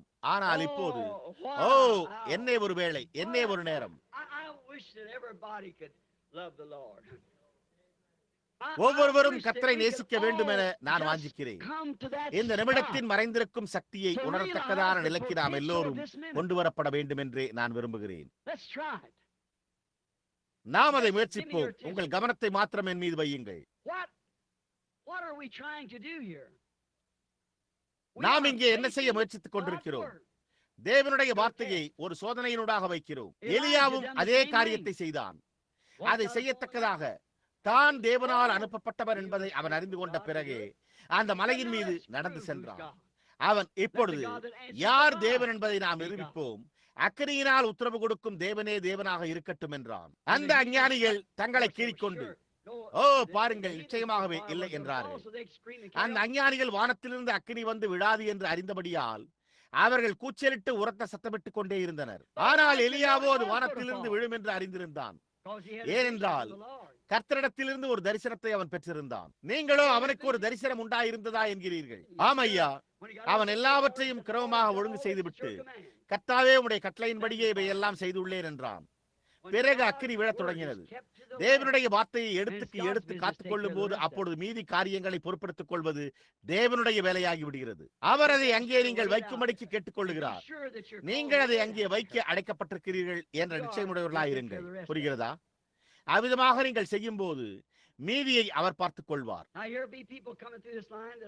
இப்பொழுது நான் ஜெபிக்கும் போது இந்த வரிசையின் வழியாக எல்லோரும் வருவார்கள். இப்பொழுது சரி, நீங்கள் இப்பொழுது வரிசையை துவங்கும்படி சுவரண்டையில் தான் இருக்கிறீர்கள். சரி, இப்பொழுது முதலில் குறைந்தபட்சம் இந்த கட்டடத்தில் எங்கோ சில மக்கள் ஜெப அட்டை இல்லாமல் சுகவீனமாக இருப்பவர்கள் இங்கே எத்தனை பேர் இருக்கிறீர்கள்? உங்களுடைய கையை உயர்த்துங்கள். பாருங்கள், முழுவதுமே. இப்பொழுது நம்முடைய கர்த்தர், நீங்கள் அறிவீர்கள், அவர் நேற்றும் இன்றும் மாறாதவராய் இருந்தால் அவர் செய்வார் என்று நான் விசுவாசிக்கிறேன். அவரும் ஜெப வரிசைகளை நடத்துகிறார். திரளான ஜனங்கள் பெரிய வரிசைகளில் அவரிடம் வந்தனர். அவர் அவர்களை தொட்டு ஆசீர்வதித்தார். ஒரு சமயத்தில் அவர் நின்று, யார் என்னை தொட்டது என்றார். சுற்றுமுற்றும் பார்த்துவிட்டு ஒரு ஸ்திரீயிடம் தன்னை அவள் ஏன் தொட்டாள் என்று கேட்டார். அவளுடைய உதிர பெரும்பாடு போய்விட்டது என்றும் அவளுடைய விசுவாசம் அவளை சுஸ்தமாக்கிற்று என்றும் கூறினார். அவள் திரும்பி, கர்த்தாவே நான் அறியேன், இது வெகு காலமாகவே இருந்து கொண்டிருக்கிறது என்று கூறியிருந்தால் எப்படி இருக்கும்? அவ்விதமாக நடந்திருக்காது. இல்லை, அவ்விதமாக நடந்திருக்காது. இல்லை. சீரோபெனிக்கியா ஸ்திரீயிடம், உன் மகளை பற்றி நீ சொன்ன வார்த்தை நிமித்தம் பிசாசு அவளை விட்டு நீங்கிற்று என்று அவர் கூறியிருந்தால், சரி, இப்போது கர்த்தாவே நீர் இதை இந்த ஒரு வழியாக செய்ய வேண்டும் என்று நான் விரும்புகிறேன் என்று கூறியிருந்தால் எப்படி இருக்கும்? பிசாசு இன்னும் அந்த பெண்ணுக்குள் இருந்திருக்கும். ஆனால் அவள் பிள்ளையை எவ்விதம் காண்பாள் என்று அவர் கூறினாரோ அவ்விதமாகவே காண விரும்பினாள். இப்பொழுது அவர் நம்மிடம், நீங்கள் விசுவாசித்தால் எவ்வளவு நலமாய் இருக்கும், நீங்கள் இந்த மலையை பார்த்து பெயர்ந்து போ என்று கூறி உங்கள் இதயத்தில் சந்தேகப்படாமல் நீங்கள் சொன்ன விதமாகவே நடக்கும் என்று விசுவாசித்தால் அவ்விதமாகவே நடக்கும். நீங்கள் அதை பெற்றுக்கொள்ள முடியும். நீங்கள் ஜெபிக்கும் போது நீங்கள் அதை பெற்றுக்கொள்வீர்கள் என்று விசுவாசித்தால் அது உங்களுக்கு கொடுக்கப்படும் என்றார். என்ன ஒரு வாக்குத்தத்தம்! இப்பொழுது சமுதாய சுவிசேஷத்தை பிரசங்கிக்கும் ஒரு மனிதன் இதையெல்லாம் விசுவாசிப்பதில்லை. அவன் வாசற்படி மட்டும் வந்து நின்று உள்ளே பார்த்துவிட்டு, சரி, இன்னொரு பரிசுத்த உருளை கூட்டம் என்று கூறிவிட்டு சென்று விடுவான். புரிகிறதா? ஆனால் இது மறைவான ஆகாரம் என்பதை அவன் அறிய மாட்டான். அவனுக்கு மறைக்கப்பட்டிருக்கும் ரகசியமான காரியம் இது என்பதை அவன் அறிய மாட்டான். அவன் அதை அறியவில்லை. அது பரிதாபமானதாயும் நிர்வாணமாக்கப்பட்டிருக்கிற ஒரு சிந்தையாயும் பரிதபிக்கப்படத்தக்கதாயும் குருடாயும் அதை அறியாமலும் இருக்கிறது. புரிகிறதா? அது மோசமான காரியம். ஓ தேவரே, நான் முதலில் மரிக்கட்டும், ஆனால் என்னை ஒருபோதும் அந்த விதமாக ஆக்கிவிடாதே. இவ்விதமாக நான் இருப்பதை காட்டிலும் நான் மரித்து போவதையே விரும்புவேன். ஆமையா, நாம் ஒவ்வொருவரும் அவ்விதமாகவே இருப்போம் என்றே நான் எண்ணுகிறேன். நாம் அவ்வாறு இருக்க விரும்பவில்லையா? ஆனால் இப்பொழுது தேவன் இந்த காரியங்களை இந்த கடைசி நாட்களில் நமக்கு வாக்குத்தத்தம் செய்திருக்கிறார். மல்கியா 4 இயேசு கிறிஸ்து மாம்ச சரீரத்தில் தாமே வந்து சோதோமிலே என்ன செய்தாரோ அதையே செய்து காண்பிப்பார் என்று சொல்லப்பட்டிருக்கிறது. அது சரிதான். உலகமானது சோதோமின் நிலைமையில் இருக்கும் என்று சொல்லப்பட்டிருக்கிறது. அப்பொழுது இருந்தது போலவே மனுஷகுமாரன் அந்த நாளில் வெளிப்படுவார் என்றார். பாருங்கள், ஆபிரகாமிடத்தில் மனித உருவில் வந்த ஏலோயீம் ஆகிய இந்த மனிதன் வாக்குத்தத்தம் பண்ணப்பட்ட பிள்ளை வருவதற்கு முன்னாக வந்தார். அது என்னவென்று பாருங்கள். ஆபிரகாம் அதை தேவன் என்று கூறினான். அங்கே அவனிடம் 3 பேர் வந்தனர் என்றும் பிரயாணத்தினால் அவர்களுடைய உடையில் அழுக்கு படிந்திருந்தது என்றும் அவர்கள் அமர்ந்து மனிதனைப் போல புசித்தார்கள் என்றும் வேதம் கூறியுள்ளது. இயேசு உலகமானது சோதோமின் நிலைக்குள் வரும்போது மனுஷகுமாரன் தாமே மீண்டும் தம்மை வெளிப்படுத்துவார் என்றார். தேவகுமாரன் அல்ல, மனுஷகுமாரன். பாருங்கள், தம்மை வெளிப்படுத்துவார். இப்போது கடைசி தீர்க்கதரிசி சொன்னதை குறித்துக் கொள்ளுங்கள். இதோ எலியா தீர்க்கதரிசியை உங்களிடத்திற்கு அனுப்புகிறேன். அவன் பிள்ளைகளுடைய இருதயத்தை பிதாக்களுக்கு திருப்புவான். பார்த்தீர்களா? அவர்களை வேதத்தின் பக்கமாக திருப்பிக் கொண்டு வரும்படியான ஒரு செய்தி. அந்த நாளில் மனுஷகுமாரன் தாமே தம்மை வெளிப்படுத்திக் கொண்டிருப்பார். கடைசி சபையின் காலத்தில் 7ஆம் தூதன் எக்காலம் ஊதும் போது தேவ ரகசியங்கள் அந்த நாளில் தெரியப்படுத்தப்பட வேண்டும். 7 முத்திரைகளும் உடைக்கப்படும். இந்த சபைகளையும் அதன் காரியங்களையும் குறித்த எல்லா ரகசியங்களும் அவை எப்படி நிகழ்ந்தன, என்ன நடந்தது என்பன. பாருங்கள், அவர்கள் அதை அறியவில்லை. இயேசு குருடரான பரிசேயர்களே நீங்கள் என்றார்.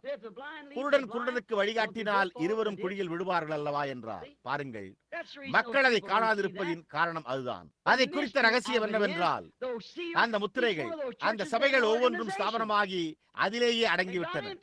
தேவனுக்கு முன்பாக தவறாக இருக்கும் ரகசியமான காரியங்களில் இதுவும் ஒன்று.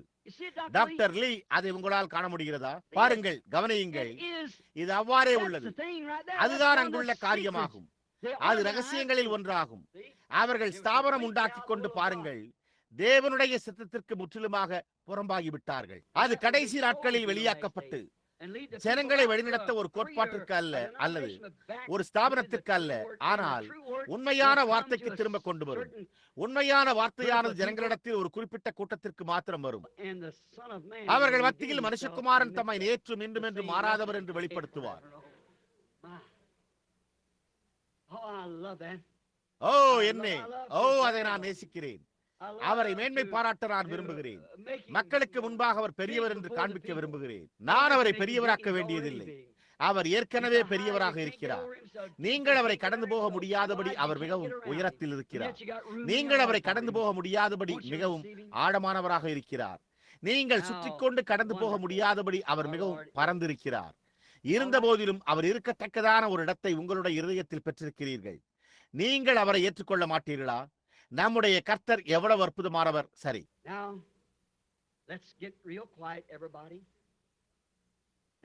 இப்போது நாம் ஒவ்வொருவரும் மிகவும் அமைதியாக இருப்போம். இப்பொழுது இதை குறித்து நாம் பேசியிருக்கிறோம். இப்பொழுது அதை குறித்த காரியம் அது உண்மைதானா?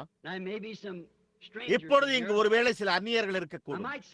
கிறிஸ்து நேற்றும் இன்றும் என்று மாறாதவராய் இருந்தால், நான் உங்களிடத்தில் அவ்வாறு கூறினால், உங்களுக்கு இந்த நிமிடத்தில் அவர் என்ன செய்வார்? முன்பு அவர் இங்கிருந்த போது செய்த அதே காரியத்தை அவர் செய்வார். சரிதானே? ஜனங்களுடைய விசுவாசம் அவருடைய வஸ்திரத்தை தொடும். அப்போது அவர் திரும்புவார். கிணற்றடியில் அந்த ஸ்திரீயிடமும் மற்ற இடங்களிலும் அவர் செய்த விதமாகவே அவர்களுடைய சிந்தனைகளை அவர் அறிந்து கொண்டார். எப்பொழுது நீங்கள் அவர் என்னை சுகப்படுத்துவாரா என்கிறீர்கள், அவர் அதை ஏற்கனவே செய்துவிட்டார் என்று அவருடைய வார்த்தை கூறியுள்ளது. ஆனால் அவர் இங்கே இருக்கிறார் என்று அவரை வெளிப்படுத்தி காண்பிக்க வேண்டியதே அதை குறித்த காரியமாயிருக்கிறது. இப்பொழுது அவர் நமக்கு ஒரு மாம்ச சரீரத்தில் பிரசன்னமாவாரானால், ஹாப்மனின் 33 வயதில் கிறிஸ்துவின் தலை என்ற படத்தில் உள்ள அதே வடிவில் காணப்பட்ட அவருடைய கரத்திலிருந்தும் மற்றும் அவர் மீது உள்ள ஆணிகள் அடித்த காயங்களில் இருந்தும் ரத்தம் வடிந்தோடினால் அதை நான் ஏற்றுக்கொள்ள மாட்டேன். இல்லை, இல்லை, இல்லை, இல்லை.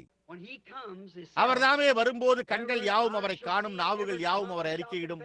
மின்னல் கிழக்கிலிருந்து மேற்கு வரை பிரகாசிக்கிறது போல அவ்விதமாகவே இருக்கும். புரிகிறதா? நாங்கள் இந்த வழிபாட்டு வெறியரையோ மதவெறி குழுக்களையோ நம்புகிறதில்லை. தேவன் வார்த்தையாக இருக்கிறார் என்றே நாங்கள் விசுவாசிக்கிறோம். எனவே அவர் உங்களுடைய சரீரத்தையும் என்னுடைய சரீரத்தையும் எடுத்து தம்மை உருவாக்கி கொண்டு உங்களுக்கு வரங்களை அளித்து, எனக்கு வரங்களை அளித்து, இந்த வரங்கள் மூலம் தம்மையே வெளிப்படுத்தி காண்பிக்கிறார். அதுதான் ரகசியமான ஆகாரம். அவர் என் மூலமாக எவ்வளவாய் தம்மை வெளிப்படுத்தி காண்பித்தாலும் அது ஒரு பொருட்டல்ல. நீங்கள் அதை விசுவாசிக்க வேண்டும். அதை விசுவாசிப்பதற்கு உங்களுக்கும் கூட விசுவாசம் என்னும் ஒரு வரத்தை நீங்கள் பெற்றிருக்க வேண்டும். அதை விசுவாசிக்கிறீர்களா? இப்போது அவர் அவ்விதமாகவே தம்மை வெளிப்படுத்தினால் நீங்கள் அவரை விசுவாசிப்பீர்களா? உங்களுடைய முழு இருதயத்தோடு நீங்கள் அவரை விசுவாசிப்பீர்களா? அவருக்காக காத்திருப்பது, அவர் என்ன செய்ய சொல்கிறார் என்பதை காண காத்திருப்பது எவ்வளவு அற்புதமாக இருக்கிறது. இதோ இங்கே ஒரு மனிதன் நின்று கொண்டிருக்கிறார். எனக்கு தெரிந்தவரை நான் இதுவரை என் ஜீவியத்தில் அவரை கண்டதே கிடையாது. ஒரு நல்ல பலசாலியாக ஆரோக்கியமான மனிதனை போன்று காணப்படுகிறார். அவரை அநேகமாக எனக்கு தெரியாது, ஆனால் அவர் இங்கே நின்று கொண்டிருக்கிறார். இப்போது நான் சென்று அந்த மனிதன் மீது கைகளை வைத்து அவருக்காக ஜெபித்து அவர் விசுவாசிப்பாரா என்று அவரை கேட்கலாம். அவர் இங்கு நின்று என்னிடத்தில், நீர் இன்னாருக்கு ஜெபிக்க வேண்டும் என்று நான் விரும்புகிறேன், நான் பாதக்கோளாறை உடையவராக இருக்கிறேன், எனக்கு தொடர்ச்சியாக தலைவலி இருக்கிறது, எனக்கு என்னுடைய வயிற்றிலே குடல் புண் இருக்கிறது, அல்லது வேறு ஏதாவது என்பார். அவர் எனக்கு தெரியாது, இவைகளில் ஏதாவது ஒன்றை அவர் சொல்லக்கூடும். நான் சரி ஐயா சகோதரனே, நான் உன் மீது கைகளை வைத்து உனக்காக ஜெபிப்பேன் என்று சொல்வேன். அது முற்றிலும் சரியாகவே இருக்கும். நாம் இத்தனை காலமாக அதையே தான் செய்து கொண்டு வந்தோம். அது சரியா? ஆனால் நினைவிருக்கட்டும், அவருடைய வருகையின் நேரத்தில் அது வித்தியாசமாக இருக்கும் என்றும் சோதோமின் நாட்களில் இருந்தது போலவே என்றும் இயேசு கூறினார். அந்த மனிதன் வந்து சாராள் இருந்த கூடாரத்தின் பக்கம் தன் முதுகை திருப்பி இருக்க, அவர் இப்பொழுது ஆபிராமே என்றல்ல ஆபிரகாமே என்று அழைத்தார். பாருங்கள், அதற்கு முந்தின தினத்தில் அவன் ஆபிராமாய் இருந்தான். ஆனால் அவன் ஒரு தரிசனம் கண்டான். கர்த்தர் அவனிடம், உன் பெயரை மாற்றப் போகிறேன் என்றார். இதோ கர்த்தர் தாமே ஒரு மனித உருவில் வந்து அவனோடு புசித்து குடித்தார். ஆபிரகாமே, உன் மனைவியாகிய சாராள் எங்கே என்றார். சாராள் என்றல்ல, அவன் அவள் உமக்கு பின்புறம் கூடாரத்தில் இருக்கிறாள் என்றான். 25 வருடங்களுக்கு முன்பு நான் தந்த என் வாக்குத்தத்தின்படி நான் உன்னிடத்தில் வருவேன் என்றார். அப்பொழுது சாராள் தனக்குள்ளே நகைத்தாள். அப்பொழுது சாராள், இந்த காரியங்கள் எப்படி ஆகும் என்று சொல்லி சாராள் கூடாரத்தில் நகைத்தாளோ என்றார். தேவனுக்கு கடினமான காரியம் ஏதாவது உண்டா? புரிகிறதா? ஒன்றுமில்லை. இல்லையா? இப்பொழுது அவர் கூறினார், இயேசு மனுஷகுமாரன், வார்த்தையாய் இருக்கிற அவர். நீங்கள் அதை விசுவாசிக்கிறீர்களா? கடைசி நாட்களில் வந்து உலகமானது சோதோம் குமாராவை போலவே இருக்கும் சமயத்தில் அவர் தம்மை வெளிப்படுத்துவார் என்று வாக்குரைத்திருக்கிறார். அது சரிதான் என்று நீங்கள் விசுவாசிக்கிறீர்களா? நாம் ஒரு ஜெபத்தை செய்யும் முன்பாக அங்கிருப்பவர்களில் யாராவது ஒருவர் ஜெபித்து மனுஷகுமாரன் இன்னமும் நேற்றும் இன்றும் என்று மாறாதவராகவே இருக்கிறாரா என்று பாருங்கள். அவர் அவ்விதமாகவே இருக்கிறாரா என்று அவரை கேளுங்கள். அப்படியானால், ஆண்டவரே, அந்த மனிதன் என்னை அறியவில்லை, ஆனால் நீர் நேற்றும் இன்றும் என்றும் மாறாதவர் என்று நான் அறிவேன் என்று சொல்லுங்கள். ஆம் ஐயா, இப்பொழுது சிறிது நேரம் உங்கள் தலைகளை உயர்த்துங்கள்.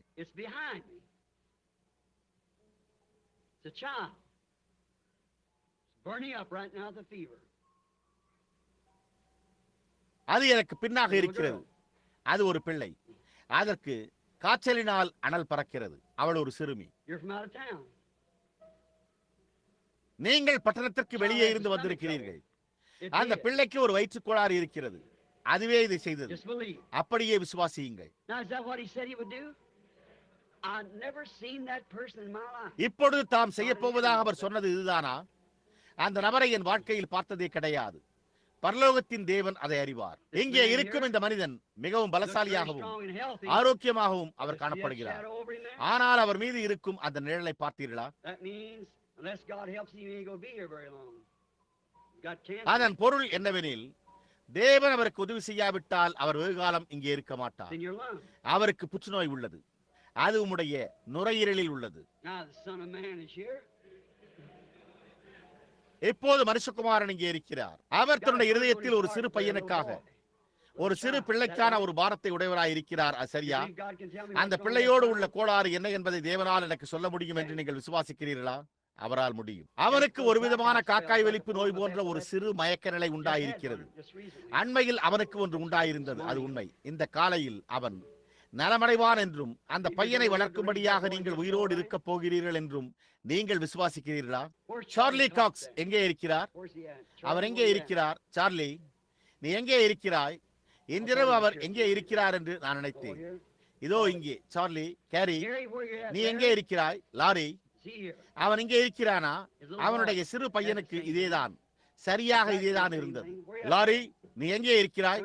ஒரு நிமிஷம் இங்கே வா. பாருங்கள், நீ இங்கே இருக்கிறாய். இங்கே இருக்கும் இந்த சிறு பையனுக்கு இதேதான் இருந்தது.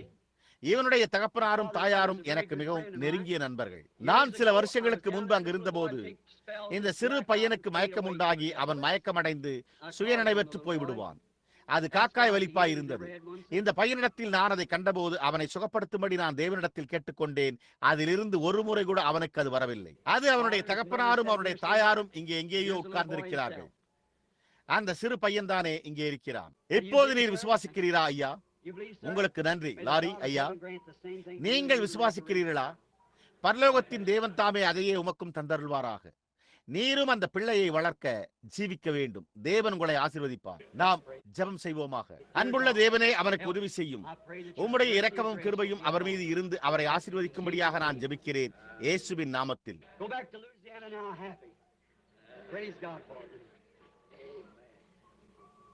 இப்பொழுது லூசியானாவுக்கு திரும்பி சென்று சந்தோஷத்தோடு அவனுக்காக தேவனை துதியும். Oh yeah.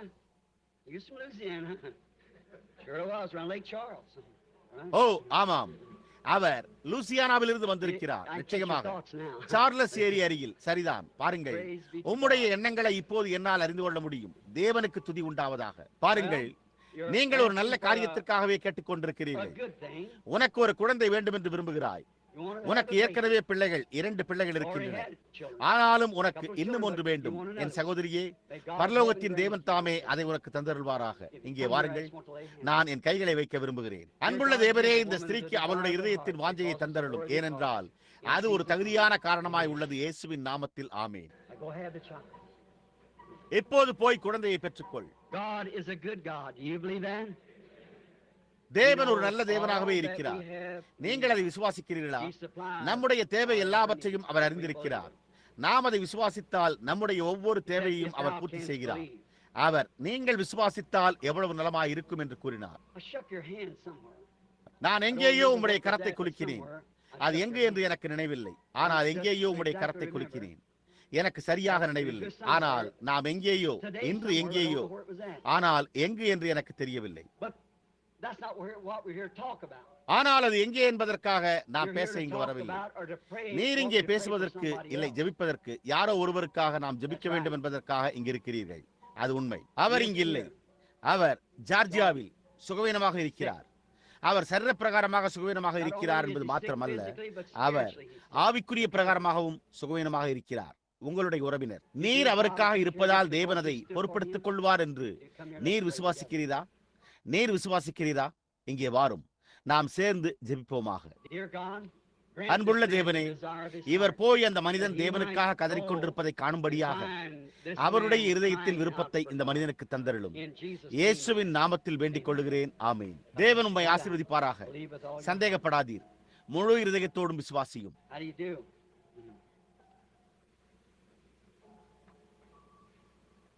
நீர் எப்படி இருக்கிறீர்? நீர் உம்முடைய கரத்தை நீட்டிய போது கை குலுக்குவதற்காக நான் என் கரத்தை நீட்டவில்லை. நீர் உன்னுடைய கரத்தை நீட்டிய போது நான் ஒரு காரியத்தை கவனித்துக் கொண்டிருந்தேன். அது ஒரு நிழலாய், இருளான ஒரு கருமையாய் இருந்தது. அதன் காரணமாகத்தான் நான் உம்முடைய கரத்தை பிடித்தேன் என்பதை நான் அறிவேன். நான் அதை அந்த விதமாக கண்டறிவேன். பாருங்கள், ஆனால் அது ஒரு புற்றுநோயாய் இருக்கிறது. தேவன் அதை எடுத்து போட வல்லவராய் இருக்கிறார் என்று நீங்கள் விசுவாசிக்கிறீர்களா? அது உங்களுடைய மார்பகத்தில் இடது பக்கத்தில் உள்ளது. நீங்கள் கரோலினாவுக்கு திரும்பி சென்று சுகமடைந்ததற்காக தேவனை துதிக்க விரும்புகிறீர். நீர் அப்படி விரும்பவில்லையா? நான் என்ன பொருட்படுத்துகிறேன் என்று புரிகிறதா?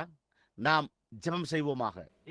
அன்புள்ள தேவனே, இப்போது பிரசன்னமாக இருக்கிற இயேசு கிறிஸ்துவின் நாமத்திலே தேவனுடைய அப்பத்தை பிள்ளைகள் புசித்துக் கொண்டிருக்க, இந்த பிள்ளையும் கூட விசுவாசத்தை அனுபவித்து மகிழும்படியாக அவனுடைய சுகமளித்திற்காக அவர் இப்பொழுது அளிக்கிற தேவனுடைய அப்பத்தை புசிப்பானாக.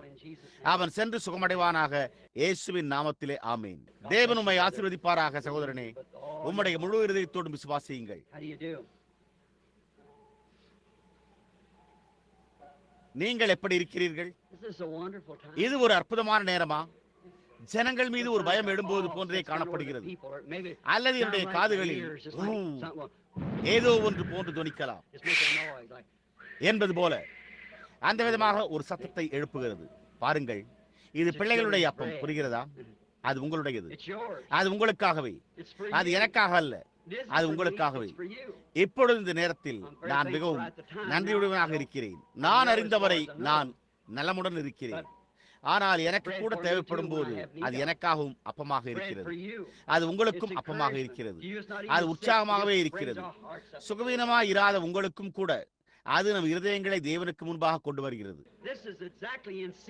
அவர் என்ன செய்வதாக கூறினாரோ இது சரியாக இந்த காலமாகவே இருக்கிறது. சோதோமின் நாட்களில் இருந்தது போல மனுஷகுமாரன் வருகையிலும் இருக்கும். அப்போது மனுஷகுமாரன் வெளிப்படுத்தப்படுவார். புரிகிறதா? இதோ கர்த்தருடைய பெரிதும் பயங்கரமான நாள் வருகிறதற்கு முன்னே உங்களிடத்திற்கு எலியா தீர்க்கதரிசியை அனுப்புகிறேன். அவன் ஜனங்களுடைய இருதயத்தை பிள்ளைகளிடம் திருப்புவான். புரிகிறதா? புரிகிறதா? பின்பு நீதிமான்கள் துன்மார்க்கருடைய சாம்பலின் மீது நடப்பார்கள். பூமியானது சூரியனைப் போல எரியும். பாருங்கள், அதோ அங்கே அது விழப்போவதை நாம் காணப்போகிறோம். எரிமலை பூமி முழுவதும் பரவும். வானங்கள் அக்கினியால் எரியும். ஓ காலங்களின் கண்மலையே, இப்போதும் அப்போதும் என் மீது இரக்கமாயிரும். You do. நீங்கள் எப்படி இருக்கிறீர்கள்? சரி, One thing you have ஒரு ladies' காரியம். trouble. உங்களுக்கு ஸ்திரீகளுக்கான ஒரு கோளாறு, பெண்மைக்குரிய கோளாறு இருக்கிறது. மற்ற காரியங்களும் இருக்கின்றன. Just that age, உங்களுக்கு நரம்பு சம்பந்தப்பட்ட வியாதி இருக்கிறது. complications of all அந்த வயதிலேயே நரம்பு தளர்ச்சி உண்டாகும். but you have a எல்லா desire விதமான to. சிக்கல்களுமே. That's to receive ஆனால் the Holy உங்களுக்கும் கூட ஒரு வாஞ்சை உண்டு. அது பரிசுத்த ஆவியை பெற்றுக்கொள்ள வேண்டும் என்பதே அது உண்மை. அதுதான் அதுவாயிருக்கிறது. நீங்கள் விசுவாசிக்கிறீர்களா? Ghost. If you confess நீங்கள் ஒவ்வொரு everything, காரியத்தையும் you அறிக்கை believe செய்து I'll lay உள்ளீர்களா? hands upon you, நான் and உன் மீது start கரங்களை the வைத்து அதை Holy செய்யும்படி Ghost. தேவனிடத்தில் வேண்டிக் கொண்டால் பரிசுத்த ஆவியானது வரும் என்று நீங்கள் விசுவாசிக்கிறீர்களா? நீங்கள் அதை விசுவாசிக்கிறீர்களா? நாம் ஜெபம் செய்வோமாக. Dear God, I lay my hands upon this woman. அன்புள்ள தேவனே, அப்போஸ்தல முறைமையின்படி இந்த ஸ்திரீயின் மீது நான் என் கைகளை வைத்து அவள் பரிசுத்தாவின் அபிஷேகத்தை பெற்றுக்கொள்ள வேண்டும் என வேண்டிக் கொள்ளுகிறேன்.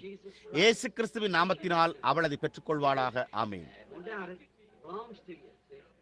அதை சந்தேகிக்காதே, அது உனக்குரியது. பாருங்கள், அது உன்னுடையது. அது பிள்ளைகளின் அப்பம். நான் ஸ்திரீகளுக்கான கோளாறு என்று சொன்னபோது உங்களுக்கு சிறு வினோதமான உணர்வு உண்டாயிருக்கவில்லையா? ஏனெனில் நீங்களும் கூட அதை உடையவர்களாக இருந்தீர்கள். இப்பொழுது நீங்கள் நன்றாகி விடுவீர்கள் என்று இப்போது விசுவாசிக்கிறீர்களா? போய் கர்த்தருக்கு நன்றி செலுத்துங்கள். நீங்கள் எப்படி இருக்கிறீர்கள்? உங்களுடைய முழு இருதயத்தோடு நீங்கள் விசுவாசிக்கிறீர்களா? வெகு நாட்களுக்கு முன்பு நீங்கள் சாப்பிட்டதைப் போல இப்போது உங்களால் சாப்பிட முடியும் என்று நீங்கள் விசுவாசிக்கிறீர்களா? சரி, போய் கர்த்தாவே உமக்கு நன்றி, நான் அதை விசுவாசிக்கிறேன் என்று கூறுங்கள். கர்த்தரின் பிரசன்னம், முதுகு தொல்லை உங்களை விட்டு நீங்க போகிறது என்றும் நீங்கள் சுகமடைய போகிறீர்கள் என்றும் நீங்கள் விசுவாசிக்கிறீர்களா? சரி, அப்படியே போய் அன்புள்ள தேவனே உமக்கு நன்றி என்று கூறுங்கள். தேவன் அதை அருள்வார். நீங்கள் சுகமாய் இருக்க முடியும் என்றும் கர்த்தர் உங்களை சுகப்படுத்துவார் என்றும் மூட்டுவலி இருக்காது என்றும் சுகமாயும் ஆரோக்கியமாகவும் இருக்க முடியும் என்றும் நீங்கள் விசுவாசிக்கிறீர்களா? நீங்கள் அதை விசுவாசிக்கிறீர்களா? போய் அவருக்கு நன்றி செலுத்தி கர்த்தாவே நான் என் முழு இருதயத்தோடு ஏற்றுக்கொள்ளுகிறேன், நான் அதை விசுவாசிக்கிறேன் என்று கூறுங்கள். நீங்கள் எல்லோரும் அதை குறித்து அங்கே என்ன விசுவாசிக்கிறீர்கள்? நீங்கள் இங்கேயே அங்கே உங்களுக்கு அடுத்தபடியாக அமர்ந்துள்ள அந்த பெண்மணியின் மீது உங்களுடைய கரத்தை வைத்து வீங்கி பருத்து வலிக்கிற நரம்புகள் மற்றும் மூட்டு வீக்கங்கள் அவளை விட்டு போய்விடும் என்று சொல்லுங்கள். தேவன் உங்களை ஆசீர்வதிப்பாராக. இப்பொழுது நீங்கள் சுகமடைய போகின்றீர்கள் என்று நீங்கள் விசுவாசிக்கிறீர்களா? வீட்டிற்கு சென்று சுகமாயிருங்கள். தேவன் உங்களை ஆசீர்வதிப்பாராக. உங்களுடைய பாதையில் சென்று கர்த்தராகிய இயேசுவே உமக்கு நன்றி என்று கூறுங்கள். நீங்கள் எப்படி இருக்கிறீர்கள்?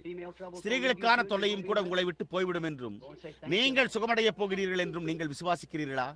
போய் கர்த்தாவே உமக்கு நன்றி என்று கூறுங்கள். நீங்கள் எப்படி இருக்கிறீர்கள்? ஏன் என்னே நான் உங்களுடைய பெயரை அறிவேன். நான் முன்பே நான் பாப்டிஸ்ட் சபையில் போதகராக இருந்தபோது டோட்டன், சகோதரி டெல்டா டோட்டன், நீங்கள் இப்பொழுது முதுகு தொல்லையினால் அவதியுற்றுக் கொண்டிருக்கிறீர்கள். இப்பொழுது அது சரியாக போகிறது. அவர் உங்களை சுகமாக்கப் போகிறார் என்று நீங்கள் விசுவாசிக்கிறீர்களா? சில ஆண்டுகளுக்கு முன்பு மில்டோன் பாப்டிஸ்ட் சபையில் அங்கே என்ன நடந்தது என்பது உங்களுக்கு நினைவிருக்கிறதா? இன்றும் அவர் அதே தேவனாகவே இருக்கிறார். என்னுடைய சகோதரியே, தேவன் உங்களை ஆசீர்வதிப்பாராக. ஜார்ஜ் ரைட், நீங்கள் எங்கே இருக்கிறீர்கள்? உமக்கு நினைவிருக்கிறதா? என்னே, எப்படி நீங்கள் விசுவாசிக்கிறீர்கள்? இந்த அபிஷேகத்தோடு நான் உங்கள் மேல் என்னுடைய கரங்களை வைத்தால் நீங்கள் சுகமடைவீர்கள் என்று நீங்கள் விசுவாசிக்கிறீர்களா? இங்கே வாருங்கள். இயேசு கிறிஸ்துவின் நாமத்தினாலே இவள் சுகமடைவாளாக. ஆமேன். விசுவாசமாயிருங்கள். பாருங்கள், நீங்கள் எல்லோரும் உங்களுடைய முழு இருதயத்தோடு விசுவாசிக்கிறீர்களா? இப்பொழுது இந்த பெண்மணியை பார்ப்பது எவ்வளவாக பழைய நினைவுகளை திரும்ப கொண்டு வருகிறது. இன்னும் இவளுடைய பெயரை என்னால் இன்னும் நினைவு கூற முடியவில்லை. ஆனால் நான் டோட்டன், அது உண்மை. ஓ ஆம், அவளுடைய மகள் பெற்றி. அது சரி, அது முற்றிலும் சரியாக இருக்கிறது. நான் என் நிலையில் இல்லை என்று நினைத்து விடாதீர்கள். நான் ஒரு விதமாக கொஞ்சம் உங்களுக்கு தெரியும். அது ஒரு விதமான என்னால் அதை விளக்க முடியாது. ஆனால் பெண்மணியே, உங்களுடைய முதுகு தொல்லை நீங்கிவிட்டது. போய் கர்த்தரை துதித்து கர்த்தாவே உமக்கு நன்றி என்று கூறுங்கள். உங்களுடைய இருதய கோளாறும் கூட குணமாகிவிடும் என்று நீங்கள் விசுவாசிக்கிறீர்களா? அப்படியே போய் கலிகூர்ந்து கொண்டே கர்த்தராகிய இயேசுவே உமக்கு நன்றி என்று கூறி இதை விசுவாசியுங்கள். சரி, இப்பொழுது விசுவாசமாயிருங்கள், சந்தேகப்படாதீர்கள். பெண்மணியே, வாருங்கள். உங்களுடைய முழு இருதயத்தோடு விசுவாசிக்கிறீர்களா? உங்களுக்கு அநேக குறைகள் இருக்கின்றன. உங்களுக்கும் கூட முதுகு தொல்லை இருக்கிறது. தேவன் உங்களை சுகமாக்குவார் என்று நீங்கள் விசுவாசிக்கிறீர்களா? சரி, கலிகூர்ந்து கொண்டே செல்லுங்கள். அது அவரே உங்களை எந்த விதமாக உணர செய்கிறார். கர்த்தருக்கு நன்றி செலுத்துங்கள். சகோதரியே, தேவன் உங்களை ஆசீர்வதிப்பாராக. வா மகனே, தேவன் அந்த குழந்தையின் நரம்பு தளர்ச்சியை குணப்படுத்தி அதை சுகப்படுத்த போகிறார் என்று நீங்கள் விசுவாசிக்கிறீர்களா? நீங்கள் அதை விசுவாசிக்கிறீர்களா? சரி, வா நண்பனே, நான் உன்னுடைய கரத்தை கொள்கட்டும். அன்புள்ள தேவனே, அந்த பொல்லாத காரியத்தை இந்த சிறு பையனிடமிருந்து எடுத்து போடும். அவன் இயல்பாக ஜீவிப்பானாக. இயேசுவின் நாமத்தில் ஆமீன். சகோதரனே, தேவன் உங்களை ஆசீர்வதிப்பாராக. நீங்கள் அதை விசுவாசிக்கிறீர்களா? நீங்கள் விசுவாசிக்கவில்லையா? அவன் சுகமடைவான், சந்தேகமே கொள்ளாதே. மிக இளமையான வாலிபத்திலேயே இருதய கோளாறுடன் இருப்பவரே, தேவன் உங்களை சுகப்படுத்துவார் என்று நீங்கள் விசுவாசிக்கிறீர்களா? போய் என்னை சுகப்படுத்தினதற்காக கர்த்தாவே உமக்கு நன்றி என்று கூறுங்கள். தேவன் வயிற்றுக் கோளாறை குணப்படுத்தி உங்களை குணமாக்குவார் என்று நீங்கள் விசுவாசிக்கிறீர்களா? போய் உமக்கு நன்றி கர்த்தாவே என்று கூறி கலிகூர்ந்து கொண்டே செல்லுங்கள். அவர் இன்னமும் தேவனாகவே இருக்கிறார். அவர் அவ்வாறு இல்லையா? நீங்கள் செய்ய வேண்டிய ஒரே காரியம் விசுவாசிப்பதுதான். சரிதானே? கடைசி நாட்களிலே மனுஷகுமாரனை நீங்கள் விசுவாசிக்கிறீர்களா? எங்கு சில நிமிடங்களுக்கு முன்பு ஏதோ ஒரு காரியம் சம்பவித்தது. அது எங்கு நடந்தது என்று கண்டறிய முயற்சிக்கிறேன். என்னால் முடியவில்லை. யாரோ ஒருவர் விசுவாசத்தை உடையவராய் இருந்தபடியால் ஏதோ காரியம் செய்யப்பட்டது. இல்லை என்றால் அடுத்த ஞாயிற்றுக்கிழமை அல்லது என்னால் முடியும் போது நான் அவர்களை கண்டறிவேன். நீங்கள் அதோ மீண்டும் வந்திருக்கிறது. நீங்கள் உங்களுடைய கரத்தை உயர்த்தியுள்ளீர்கள். தேவனால் அந்த இருதய கோளாறை குணப்படுத்த முடியும் என்றும், உங்களை சுகப்படுத்த முடியும் என்றும், உங்கள் மகளையும் அங்கே குணப்படுத்த முடியும் என்றும் நீங்கள் விசுவாசிக்கிறீர்களா? நீங்கள் அதை விசுவாசிக்கிறீர்களா? திருமதி நெஃப், நீங்கள் அந்த தேவனை விசுவாசிக்கிறீர்கள். லியோ நெஃப், நான் உங்களை அறியேன். ஆனால் நீங்கள் தான் அவராக இருக்கிறீர்கள். உங்களுக்கு இருதய கோளாறு இருக்கிறது. உங்களுடைய சிறிய மகளுக்கு ஒரு சிறுநீரக கோளாறு இருக்கிறது. அவள் சுகமடைய போகிறாள் என்று நீங்கள் விசுவாசிக்கிறீர்களா? உங்களுடைய விசுவாசம் உங்களை சுஸ்தப்படுத்துகிறது. உங்கள் முழு இருதயத்தோடும் விசுவாசியுங்கள். அங்கே பின்னால் ஞானஸ்தான தொட்டியண்டை அங்கே வயிற்று கோளாரோடு நின்று கொண்டிருக்கும் உங்களை இயேசு கிறிஸ்து குணமாக்குகிறார். நீங்கள் விசுவாசிக்கிறீர்களா? அவர் நேற்று இன்றும் என்று மாறாதவராயிருக்கிறார். இப்பொழுது நாம் நம்முடைய கரங்களை ஒருவர் மீது ஒருவர் வைப்போம். நாம் எந்த நேரத்தில் இருக்கிறோம் என்பதை குறித்து சிந்தித்து பாருங்கள். அந்த நேரத்தை குறித்து சிந்தியுங்கள். நாம் மெய்யாகவே தேவனுடைய குமாரனாகிய இயேசு கிறிஸ்துவின் பிரசன்னத்தில் இருக்கிறோம் என்பதை நினைத்து பாருங்கள். கடைசி நாட்களில் அவர் இதை செய்வதாக வாக்குறுத்திருக்கிறார். நான் இந்த கைக்குட்டைகளின் மீது கைகளை வைக்கிறேன். அன்புள்ள தேவனே, ஜனங்களுடைய சரீரங்கள் சுகப்படுவதற்கென்று இந்த உருமால்களை நீர் இயேசு கிறிஸ்துவின் நாமத்தினூடாக ஆசீர்வதிக்க வேண்டும் என்று நான் ஜெபிக்கிறேன். எப்போது உங்களுடைய கரங்கள் ஒருவர் மற்றொருவர் மேல் இருப்பதோடு நீங்கள் ஒவ்வொருவரும் கிறிஸ்துவின் சரீரத்தின் அங்கத்தினராய் இருக்கிறீர்கள். இருதயத்தின் ரகசியங்களை வெளிப்படுத்துவதாகவும் இந்த காரியங்களை செய்வதாகவும் வாக்குத்தத்தம் செய்த அதே பரிசுத்த ஆவியானவர் அவர் உங்களுக்குள் இருக்கிறார். நீங்கள் அவருடைய ஒரு பாகமாக இருக்கிறீர்கள். அவர் உங்களுடைய ஒரு பாகமாக இருக்கிறார். இப்பொழுது அவர் இதை விசுவாசிக்கிறவர்களை இந்த அடையாளங்கள் பின்தொடரும் என்றார். அது நீங்கள் தான். அவர்கள் வியாதியஸ்தர் மீது கைகளை வைப்பார்களானால் அப்பொழுது அவர்கள் சொஸ்தமாவார்கள். இப்போது நீங்கள் உங்களுக்காக ஜெபிக்காதீர்கள். யார் மீது உங்கள் கைகளை வைத்திருக்கிறீர்களோ அவருக்காக ஜெபியுங்கள். ஏனென்றால் அவர்கள் உங்களுக்காக ஜெபித்துக் கொண்டிருக்கிறார்கள். இப்போது நாம் சேர்ந்து ஜெபிப்போமாக. இக்கட்டடத்தில் பலவீனமான ஒருவரும் இல்லாதிருப்பார்களாக. நாம் இன்னும் ஏன் காத்திருக்க வேண்டும்? என்னுடைய அருமை சகோதரனே, சகோதரியே, அது இங்கே இருக்கிறது. நாம் பேசியிருக்கிற அதே காரியம். பரிசுத்த ஆவி, தேவன் இங்கே இருக்கிறார். அன்புள்ள இயேசுவே, நாங்கள் உங்களுடைய பிரசனத்தை அடையாளம் கண்டு கொள்கிறோம்.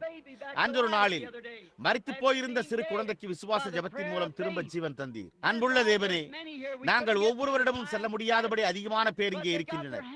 நேரமோ கடந்து கொண்டிருக்கிறது. ஆனால் அவர்கள் ஒருவர் மீது ஒருவர் கைகளை வைத்திருக்கின்றனர். அவர்கள் விசுவாசிகள். மரித்தோரிலிருந்து உயிர்த்தெழுந்து நேற்றும் இன்றும் என்றும் மாறாதவராய் இருக்கிற கர்த்தராகிய இயேசு கிறிஸ்துவின் பிரசன்னத்தில் நாங்கள் அமர்ந்திருக்கிறோம்.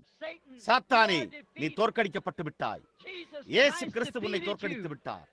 அவர் மரித்தோரிலிருந்து உயிர்த்தெழுந்து இன்றிரவு எங்கள் மத்தியில் நின்று கொண்டு இந்த கடைசி நாளின் செய்தியை ரோபகாரப்படுத்துகிறார். இந்த ஜனங்களை விட்டு வெளியே வா. இயேசு கிறிஸ்துவின் நாமத்தினாலே அவர்களை விட்டு போ. என் நாமத்தினாலே அவர்கள் பிசாசுகளை துரத்துவார்கள். நீ துரத்தப்பட்டு விட்டாய். இயேசு கிறிஸ்துவின் நாமத்தினாலே இந்த சபையாரை விட்டு போ. இப்பொழுது உங்களுடைய சுகமளித்தலை ஏற்றுக்கொள்ளும் நீங்கள் ஒவ்வொருவரும் எழுந்து நில்லுங்கள். சுகமளித்தலை ஏற்றுக்கொள்ளும் ஒவ்வொருவரும் எழுந்து நில்லுங்கள். இப்போது உங்களுடைய கரங்களை உயர்த்தி அவருக்கு துதி செலுத்துங்கள். என்னுடைய சுகமளித்தலை இப்போதே நான் ஏற்றுக்கொள்ளுகிறேன் என்று தேவனிடம் கூறுங்கள். என்னுடைய சுகமளித்தலை நான் இப்போதே ஏற்றுக்கொள்ளுகிறேன். கிறிஸ்துவே, நீ நேற்று இன்றும் என்றும் மாறாதவராயிருக்கிறீர்.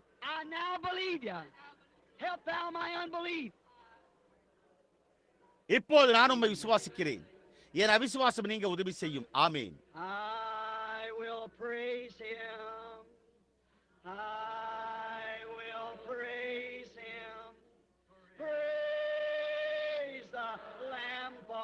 sinners slain. Give him glory, all ye people, for his blood has washed away each stain. நீங்கள் அவரை நேசிக்கவில்லையா?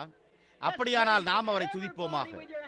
இப்போது அந்த சகோதரன் இங்கே நம்மை கலைந்து செல்லும்படி அனுப்பி வைக்க வருகையில் ஒவ்வொருவரும் உங்கள் கரங்களை உயர்த்தி அவருக்கு துதி செலுத்துங்கள்.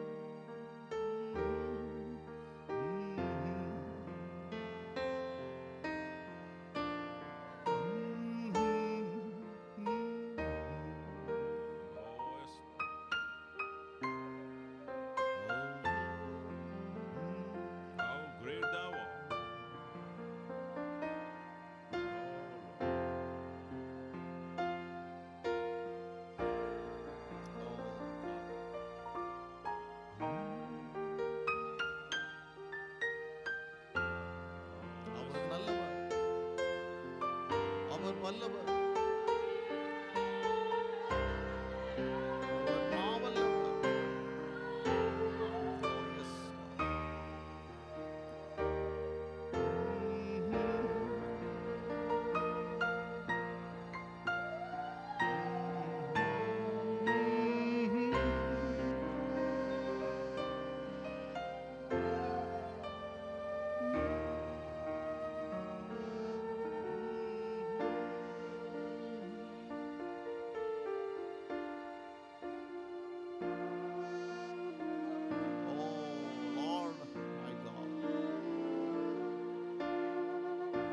Awesome wonder.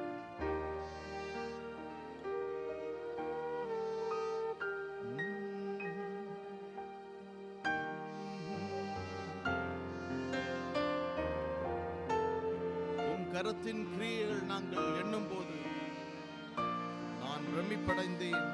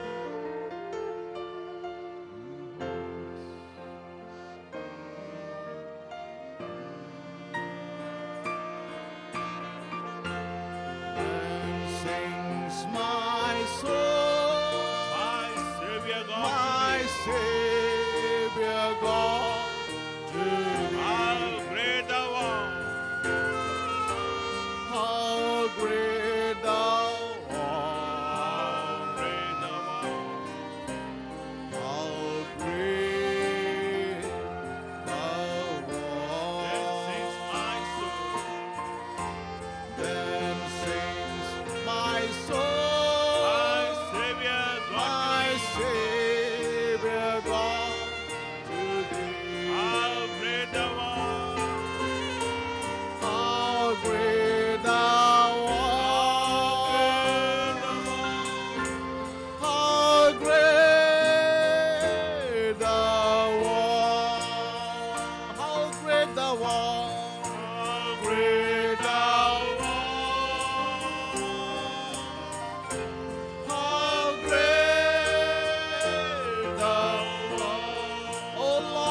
God. Oh Lord, my God. When I in awesome wonder, when I in awesome wonder, consider all the world, consider all the works thy hand hath made. I see the star,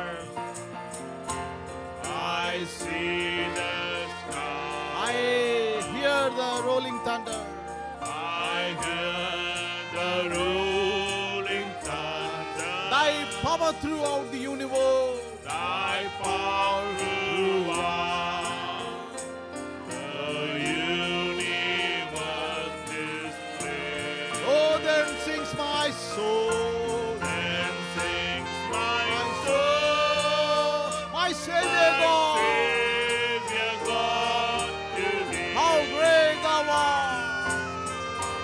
How great thou art! How great thou art! How great thou art! Then sings my soul, then sings my soul, my Savior God, to thee. How great thou art! How great thou art! How great thou art! Oh, how great thy art! How great thou art!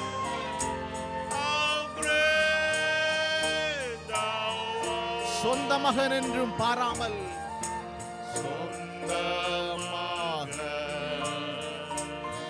என்றும் பாராமல் தேவன், என்றும் பாராமல் தேவன் எந்தனுக்கா ஈந்தாரே இயேசுவை, எந்தனுக்கா ஈந்தாரே இயேசுவை. ரத்தம் சிந்தி என் பாவம் போக்க, ரத்தம் சிந்தி என் பாவம் போக்க இயேசு சிலுவையில் பலியாய் மரித்தார், சிலுவையில் பலியாய் மரித்தார். ஓ என் ஆத்துமாவே, என் ஆத்துமாவே,